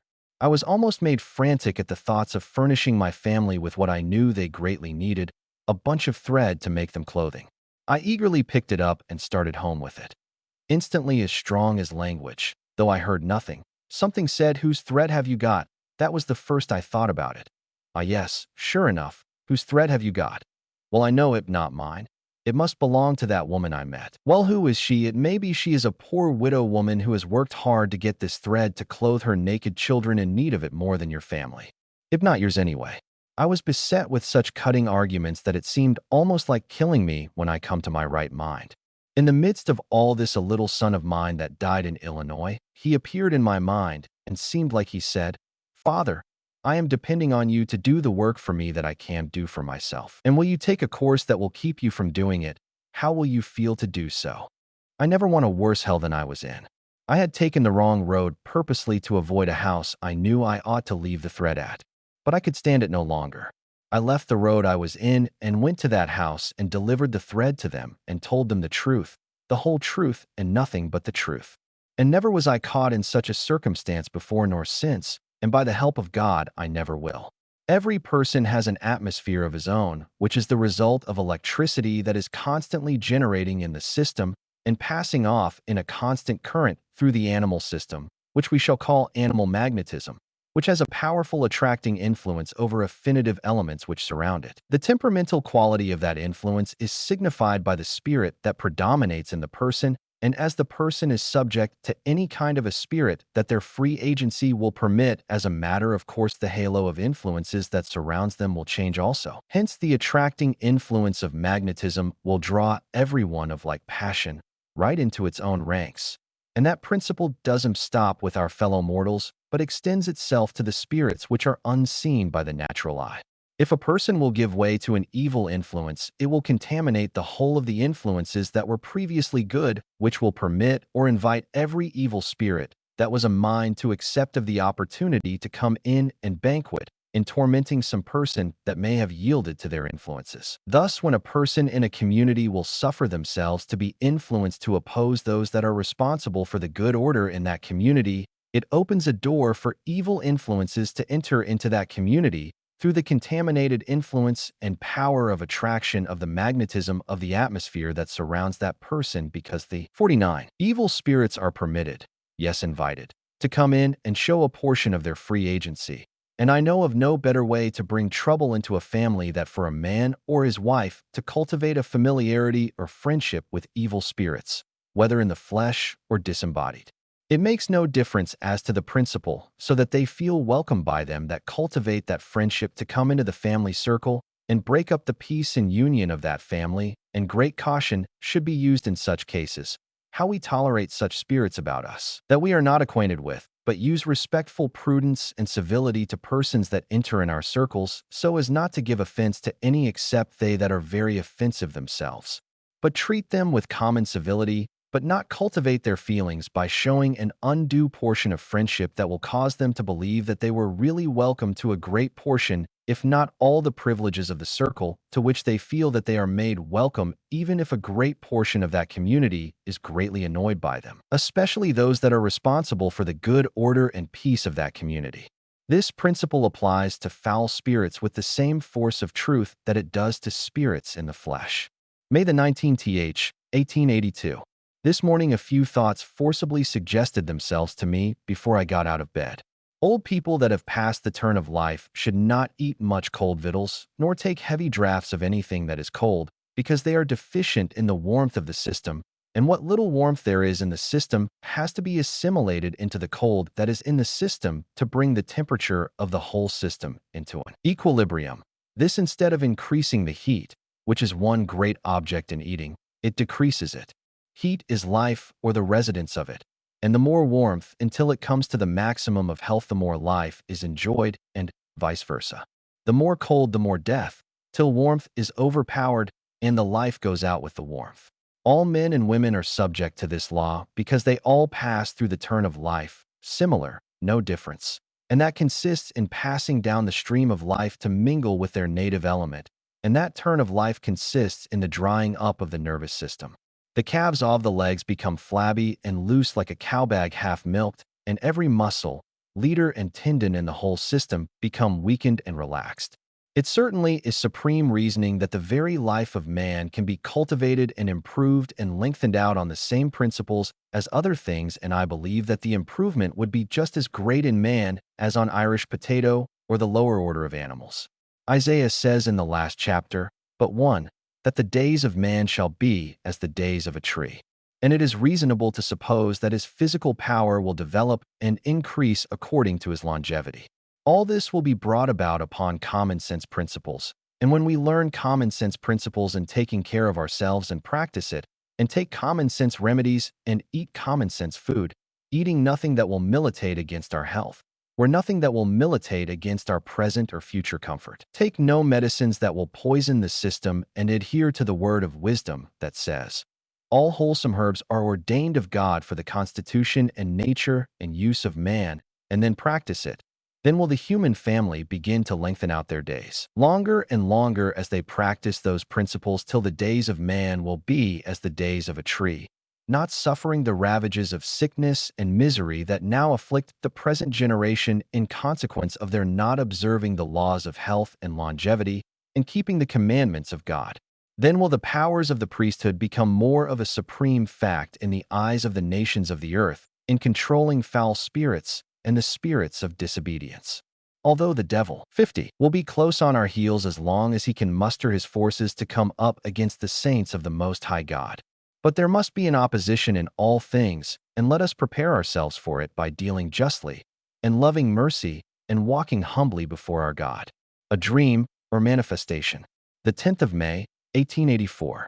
This morning after daylight at an unusual hour, I fell into a very pleasant, quiet slumber.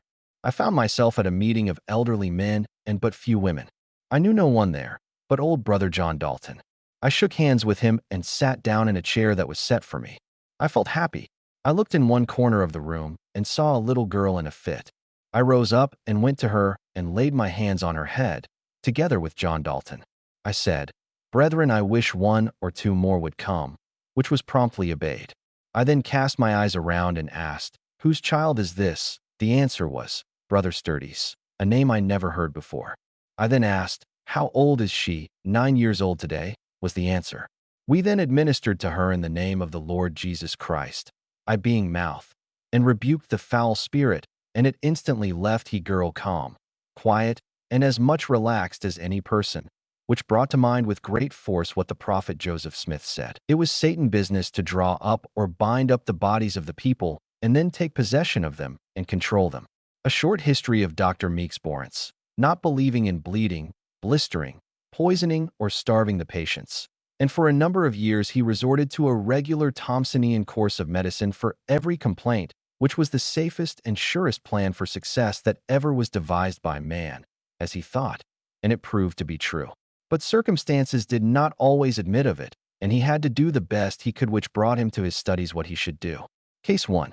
James McCann, teamster in General Johnston Barmy that come to kill off the Mormons. He was brought to my house for me to amputate both feet, which was froze as high as 2 or 3 inches above the ankles. I did not know what to do.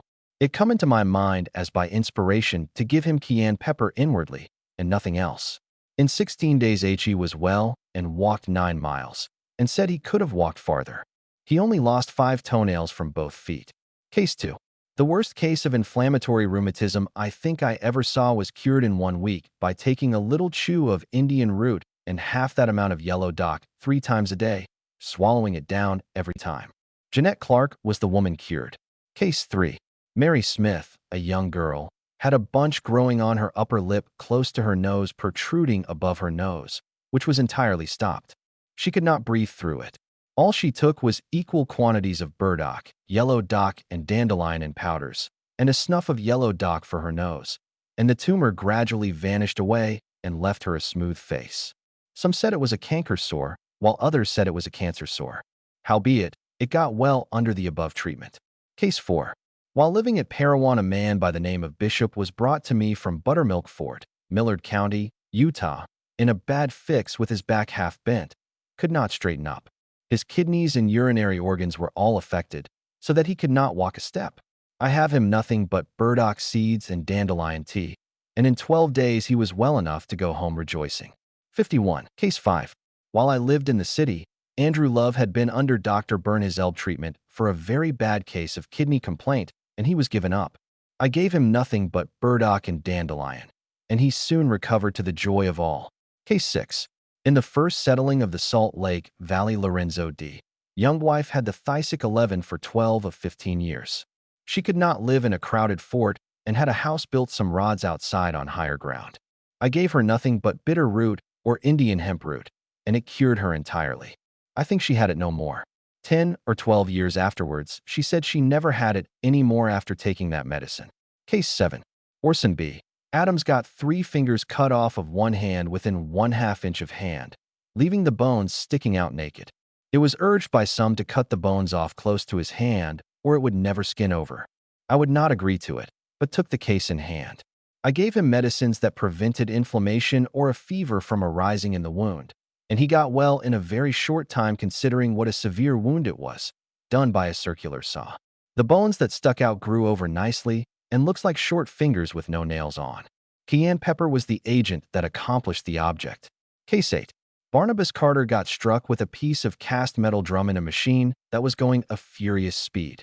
It burst all to pieces. One piece went through the weatherboards of a house that stood some distance off. One piece or two struck Carter on the breast and side and knocked him down with dangerous wound. Being unconscious, he was carried home. There was a great excitement, very warm weather, and a great crowd. There was no gash cut, but a terrible bruise, and it was turning blue. I told them I wanted them to leave and give me a chance, and I would promise them there should not be left a blue spot of bruised blood under the skin in a short time. In this case, I gave lobelia as well as cayenne pepper to relax the system so that the bruised blood would assimilate with the warm, uninjured blood and become equalized through the whole system. I don't know that I gave lobelia enough to puke him or not. If I did, it was so much better. One main object I have in view is to turn the hearts of the saints to the word of wisdom, that the wisdom may be sanctified in the hearts of the saints, to the exclusion of the popular physicians and their poison medicine of the present day, and simplify every one among the saints to one name for each article, with one meaning to that name, that children may not err thereby, ignoring all the customs and fashions and technicalities of the dead languages that has caused the death of thousands of our dear friend, and obey the word of the Lord by using these herbs that he says he has ordained for the constitution, nature, and use of man. Also to simplify the practice of midwifery down to its natural wants. And what are its natural wants? Nothing but to have the obstructions removed. And you cannot prevent delivery only at the expense of life, because if the law of nature, which is the law of life, which is the law of God, which is immutable. Did you ever know a squaw die in childbed? Then away with your pretended science of midwifery. There is more harm done by it than good. When the pains flats out and stops, just remove the obstructions and the pains will return and come as a natural consequence, being a natural call the same as any other call of nature. Precisely, there is no difference in the principle, and the Lord has ordained means among those anti-poison herbs adapted to that very purpose. 11. Consumption. 52. When the foregoing conditions are reached, we then can raise all the medicines needful in our gardens which are well adapted to human culture, but as yet cannot furnish them all on account of climatic difference. Then will be the time when there is no danger of poisoning our families and bringing them to a premature grave. We then shall be delivered from the greatest curse that ever visited the human family since Adam first set his foot on this earth. May God help to speed on the time when the saints may enjoy the blessings of such times, and Israel gathered, and Zion built up, and him on the throne, where right it is to reign. When the foregoing condition takes place among the community, there will be no more schools of midwifery. Having had an interview with a pupil of Mrs. Ship's school in the city, and also saw the announcement of that school in pamphlet form, and learned their prescription for childbed sickness, chloroform, opium, quinine, aconite, ergot, and strychnine, all of which is as poisonous a catalog of articles as might be needed to kill a well man, I learned that Dr. Anderson was expected to lecture in her school. A remedy for diphtheria I never knew to fail. Give a good thorough emetic of lobelia and bathe the throat from ear to ear, and gargle also with a liquid made by putting 2 teaspoonsful of finely pulverized lobelia seeds and the same amount of cayenne pepper into 1 quart of good keen vinegar, and go through the operation of bathing and gargling as often as the emergency of the case may require. This course will meet the poison both inside and out, and destroy its power, lobelia being the most powerful anti-poison that is known. You need not be afraid of it. It is perfectly harmless and operates exactly with the laws of life and health. P. Meeks. Lobelia, its principles, properties, and effects upon the human system, etc., a later writing. 1 St. Lobelia is the most powerful diffusive stimulant known in medicine. After taking a dose, it instantly permeates the whole system, removing obstructions wherever found, and restoring a healthy action wherever needed, and is one of the most powerful relaxants known in the science of medicine, and yet perfectly harmless in all its operations upon the human system, being in perfect harmony with the laws of life and health. An surer, quicker, and more powerful anti-poison, I think, is not known, and probably never will be. As an instance, I attended a case of hydrophobia.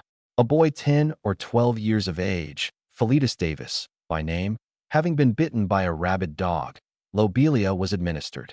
He recovered perfect health, and says he has never had a tremor of the complaint. He now lives at Tokerville and has a large family. 2ND. Lobelia performs all of its cures by destroying the poisons in the system, caused by the vitiated and acrimonious fluids of the system that causes so much ill health. When taken inwardly, it acts like intelligence. No matter where the obstruction is found in the system, it concentrates its power and influence on that spot and overcomes the complaint by relaxing the parts and scattering the pain and misery, causing it to escape with perspiration and neutralizing the poison in the blood. While that portion of the poison that might escape through the pores of the skin should be met with the tincture of lobelia outwardly as a wash. It does act like intelligence. The same dose that would deliver a dead fetus speedily will prevent an abortion if the child were alive. No odds what effect is required to help the laws of life and health. It will 53 operate or work exactly to that end. I never knew any bad results to follow its operations, and I have used it nearly 50 years. You need not inquire of the patient where or what is the nature of the complaint. Give the lobelia, and it will find the disease and assist nature to overcome it. You must never scald lobelia, or it will render it perfectly inert. It will not act upon a dying person. From D. Horton Howard Coolteeth. Flowers scattered along the branches, small, pale blue, seeds many, very minute, brown, resembling tobacco seeds. Being biennial, it throws out the first year only a few radical roundish leaves lying close to the ground. The next year it produces the stem, branches, and seeds. The leaves and roots of the first year are as powerful as the mature plant, excepting the seeds, which are the strongest. The lobelia is the most valuable and efficient emetic known, its full merits being scarcely appreciated even by those who are in the habit of making frequent use of it. It also acts as a sudorific, expectorant, and diffusible stimulant, and for the relief and even cure of asthma, and as an antispasmodic, its equal has not yet come to the knowledge of the world.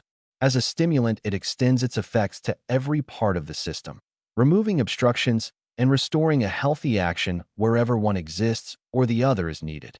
Its action or effects may often be sensibly felt or known by a pricking sensation over the system, particularly in the fingers and toes. Professor Rafinesk says that some of the medicinal properties of lobelia were known to the Indians, it being used by them to clear the stomach and head in their great councils. As an antidote to poisons of all kinds, whether animal or vegetable, the lobelia stands unrivaled, particularly in the cure of hydrophobia. The lobelia is used in powder, infusion, or tincture of the leaves and pods, or the seeds, either simply by itself or compounded with other articles. The best time to gather it is in the fall, when the leaves are beginning to turn yellow, as the seed is then ripe, and we have the advantage of the whole plant. Dr. Coffin, of England, says in his treatise on lobelia that lobelia is the best midwife in the world, and I believe it, from actual knowledge, by experience, and if the general public would believe it, it would save a vast amount of suffering. Orderville, July 13, 1882. The following catalog of roots and herbs is prominently stimulant or astringent or bitter or diuretic or emmenagogue, as under their appropriate head, but they all possess more properties than one, but these are their leading properties as under the appropriate head. Dr. Thompson, to relax any contraction of the system whatever, take equal quantities of yellow dock, dandelion, burdock, and lobelia, all finely pulverized, and put at the rate of 8 ounces to 1 quart of the best alcohol. Let it stand 10 days. Shake it frequently. Use as a wash, always rubbing it downward with the hands. To cure swelled joints, take 2 hen eggs beat fine. Put in 1 tablespoon each of table salt and black pepper in 1 pint of good vinegar. Mix it well together. Anoint with it, rubbing it downward with the hands several times a day. To color turkey red, 2 ounces of cochineal, 1 pound madder, 1 pound. Red Saunders, 2 ounces alum, 1 ounce red arsenic. Boil them 3 hours and leave 5 gallons of the dye in the kettle. Put in the dye 1 hour. Keep the dye warm.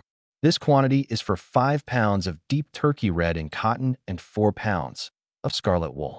The science of midwifery demonstrated. Obstetrics in Leeds, Washington County, Utah, some years since I was called to a case of a woman in childbed, and could not be delivered with all the best wisdom and talents that were to be had among the women of that section of country.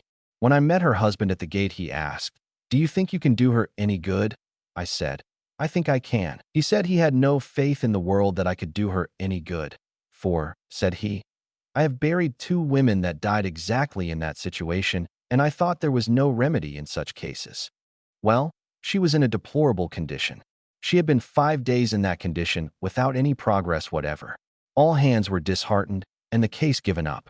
There she lay in a cold, lifeless condition, her strength exhausted and her pains gone and little, if any, progress made. Well, I commenced a little before sunset, and by 8 o'clock o'clock next morning she was comfortable in bed with a 12-pound boy by her side. But it was dead before I commenced. Treatment. I relaxed her system to the flexibility of a wet cloth with lobelia, which can be done if persevered in sufficiently, without any danger whatever. It is perfectly harmless. At the same time, give freely of cayenne pepper with the lobelia in warm teas of some kind, and this medicine will diffuse itself through the whole system from the top of the head to the end of the toes, removing obstructions wherever found and restoring a healthy action wherever needed, increasing vitality and the power of life, giving strength and energy to the internal forces. And in that condition of the system, you can prevent her delivery according to the law of nature, which is the law of God.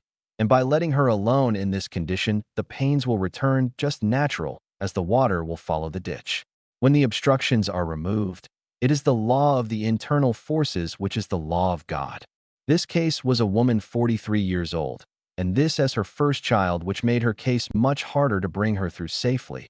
But she did well, and soon was up and around again. This case of treatment is a sample of all similar cases. In the summer of 1884, in Kane County, in Orderville, Utah, I was called to a young lady with her first child. She had been in hands 2 or 3 days and was given up by the midwives, 55, for a surgeon who they wanted to send for right off, saying she was malformed and never could be delivered only by taking a bit at a time. They were much opposed to me and my medicines, but by the influence of friends they said I might try what I could do.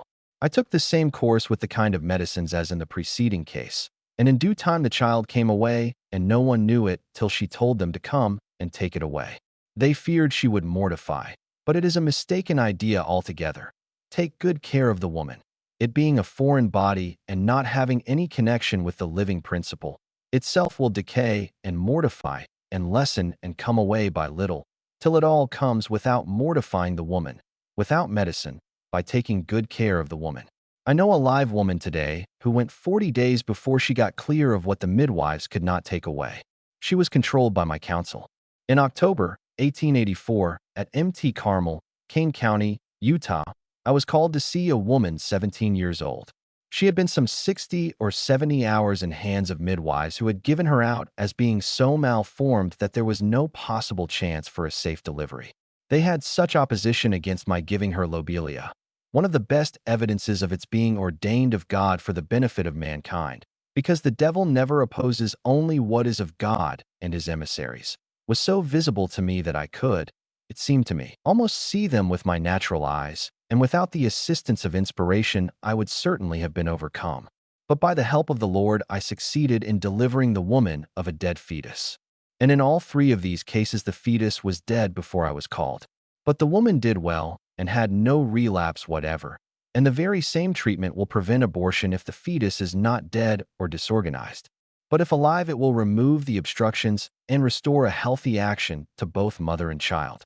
Oh, what a wonderful medicine it must be, to work in complete conformity with the intentions of nature, which are the laws of life, and health, which are the laws of the internal forces, which are the laws of the eternal God, which I believe is a portion of the Holy Ghost just suitable for this universe, less refined than for higher uses, and we call it electricity.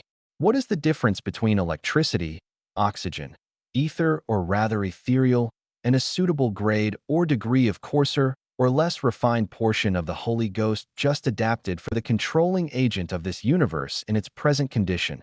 And when the earth becomes sanctified, will it not be governed by the spirit of a higher law and a more refined spirit than that which governs it in its present condition? Is not the spirit or mental powers of man as liable to be sick or diseased as the physical or tabernacle of man? If so, the spirit of man needs doctoring as well as the body, as the principle of impurity is the cause of all our maladies. The principle of purity is as much above impurity as heaven is above the earth, and God in the word of wisdom has told us that he has ordained all wholesome herbs for the constitution and nature and use of man, and they are every one pure and holy and anti-poison in their effect on mankind, and of equal virtue with the priesthood on the sick, and when that which is pure and holy is applied to the tabernacle of man outwardly, which was the ancient order of using ointment. The absorbing principle of the system will invite the application through the whole tabernacle, permeating every nook and corner in the whole system, with the principle of purity, which will supplant every principle of impurity. And it will depart as though it was intelligent, for they have no more communion than Christ and Belial, their element being diametrically opposite to each other like the tadpole and mountain trout. If they were to swap locations, they would both die. The tadpole can live in pure water. Neither can the fish live in poison water like the tadpole. The Lord told Moses to take 4 articles of different spices, 56, giving the amount of each kind and the name of the spices also, and compound them together, and anoint the priest with it, and they would be holy. Pure and holy are synonymous terms, and whoever should touch it should be holy. The 7th of October, 1884, in open daylight, I had a vision. The first I knew, I found myself in company with a number of saints or angels in the temple or some other sacred place. I knew no one but Apostle Woodruff and John Allen. I was told that John Allen was worthy. Brother Woodruff said to me, "Brother Meeks, you have been trying to sanctify yourself and set your house in order and have failed. Your table is the nucleus for tea drinkers, and the will of the Lord is that that should cease." I replied, "Sarah doesn't give milk enough for her baby and thinks that tea will help her give more milk." He replied, "Should she think that violating the will of the Lord would obtain more milk rather than doing his will and trust his mercy?" He further said, "You have been thinking about having Mary Jane go into the practice of midwifery, which is one of the most responsible positions that the mothers in Israel is called on to fill. For such a position, she as yet is not prepared. She must purge herself of some evils which she has not as yet overcome. She arrogates too much independence to herself regardless of the relationship she holds in the family circle. According to the law of the Lord, she should study that and try to live up to it." I said, "Giddy Hogan was spoken of as going into the practice too. What do you think of her?" He replied, "She needs preparation, but not to the same extent." I thought it wisdom not to write any more of the vision, although I had quite an interview. A short history of Dr. Meeks, and slow, not interfering with any occupation you may be engaged in. It is at the same time specially necessary to observe the word of wisdom and adopt an hygienic course of diet. 2 pills morning and night for an adult is a common dose. These female relief pills in their present combination and proportions are designed for common use and common complaints of every name and nature. But when serious cases of midwifery occur, he takes a few articles of the same medicines that are in those pills, and so proportions them together as to furnish strength and power to expel dead children without danger or bad results following.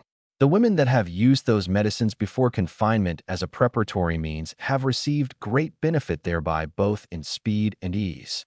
One case 3.5 hours from the time she first knew what was the matter till she was safely delivered of a fine boy, and both did well. 2 other cases only 3 hours. Another case 1.5 hours after the midwife arrived, she having to go not over 100 rods, and those that were miserable before confinement found relief by using those pills, 2 pills twice a day.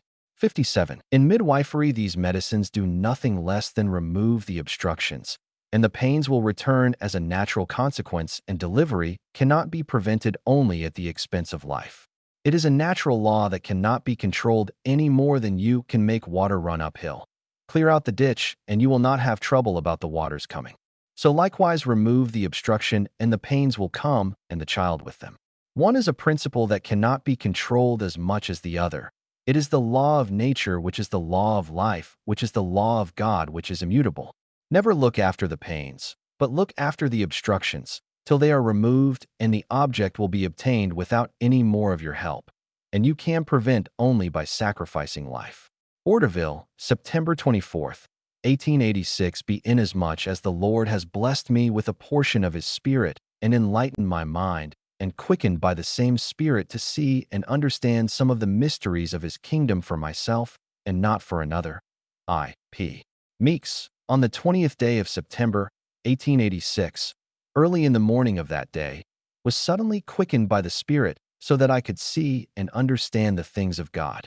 In that condition, I was made to understand that I had committed a grievous sin, had it not been done in ignorance, but knowing my determination at all hazards when I know what is right. I was then given to understand that I had no right to delegate to Brother Hogan any portion of that ministry or emoluments arising therefrom, and make merchandise of the souls of men out of my holy calling that I had covenanted to do myself before this world was made with all the sacred promises that I should have all the help needful in every emergency that I should get into without delegating any portion of that ministry to anyone else, especially when I had no authority, and all for filthy lucre's sake. That much of the demand is repudiated and detracted from by me, P. Meeks, as being unhallowed in principle. All other considerations, bargains, contracts, covenants and promises and damages I consider as common dealing between two citizens of Zion and should be noticed in the same as is customary between brethren. P. Meeks. 1. Priddy Meeks was born August 29, 1795, in the Greenville District, South Carolina. He died at Orderville, Utah, October 17, 1886. This journal, in Priddy Meeks' own handwriting, complete in one ledger volume, was furnished for publication by Dr. Meeks' daughter, Mrs. Mary Ellen Hoyt, of Orderville, Utah, through his granddaughter, Mrs. Ida Meeks Balkan, of Salt Lake City, Utah.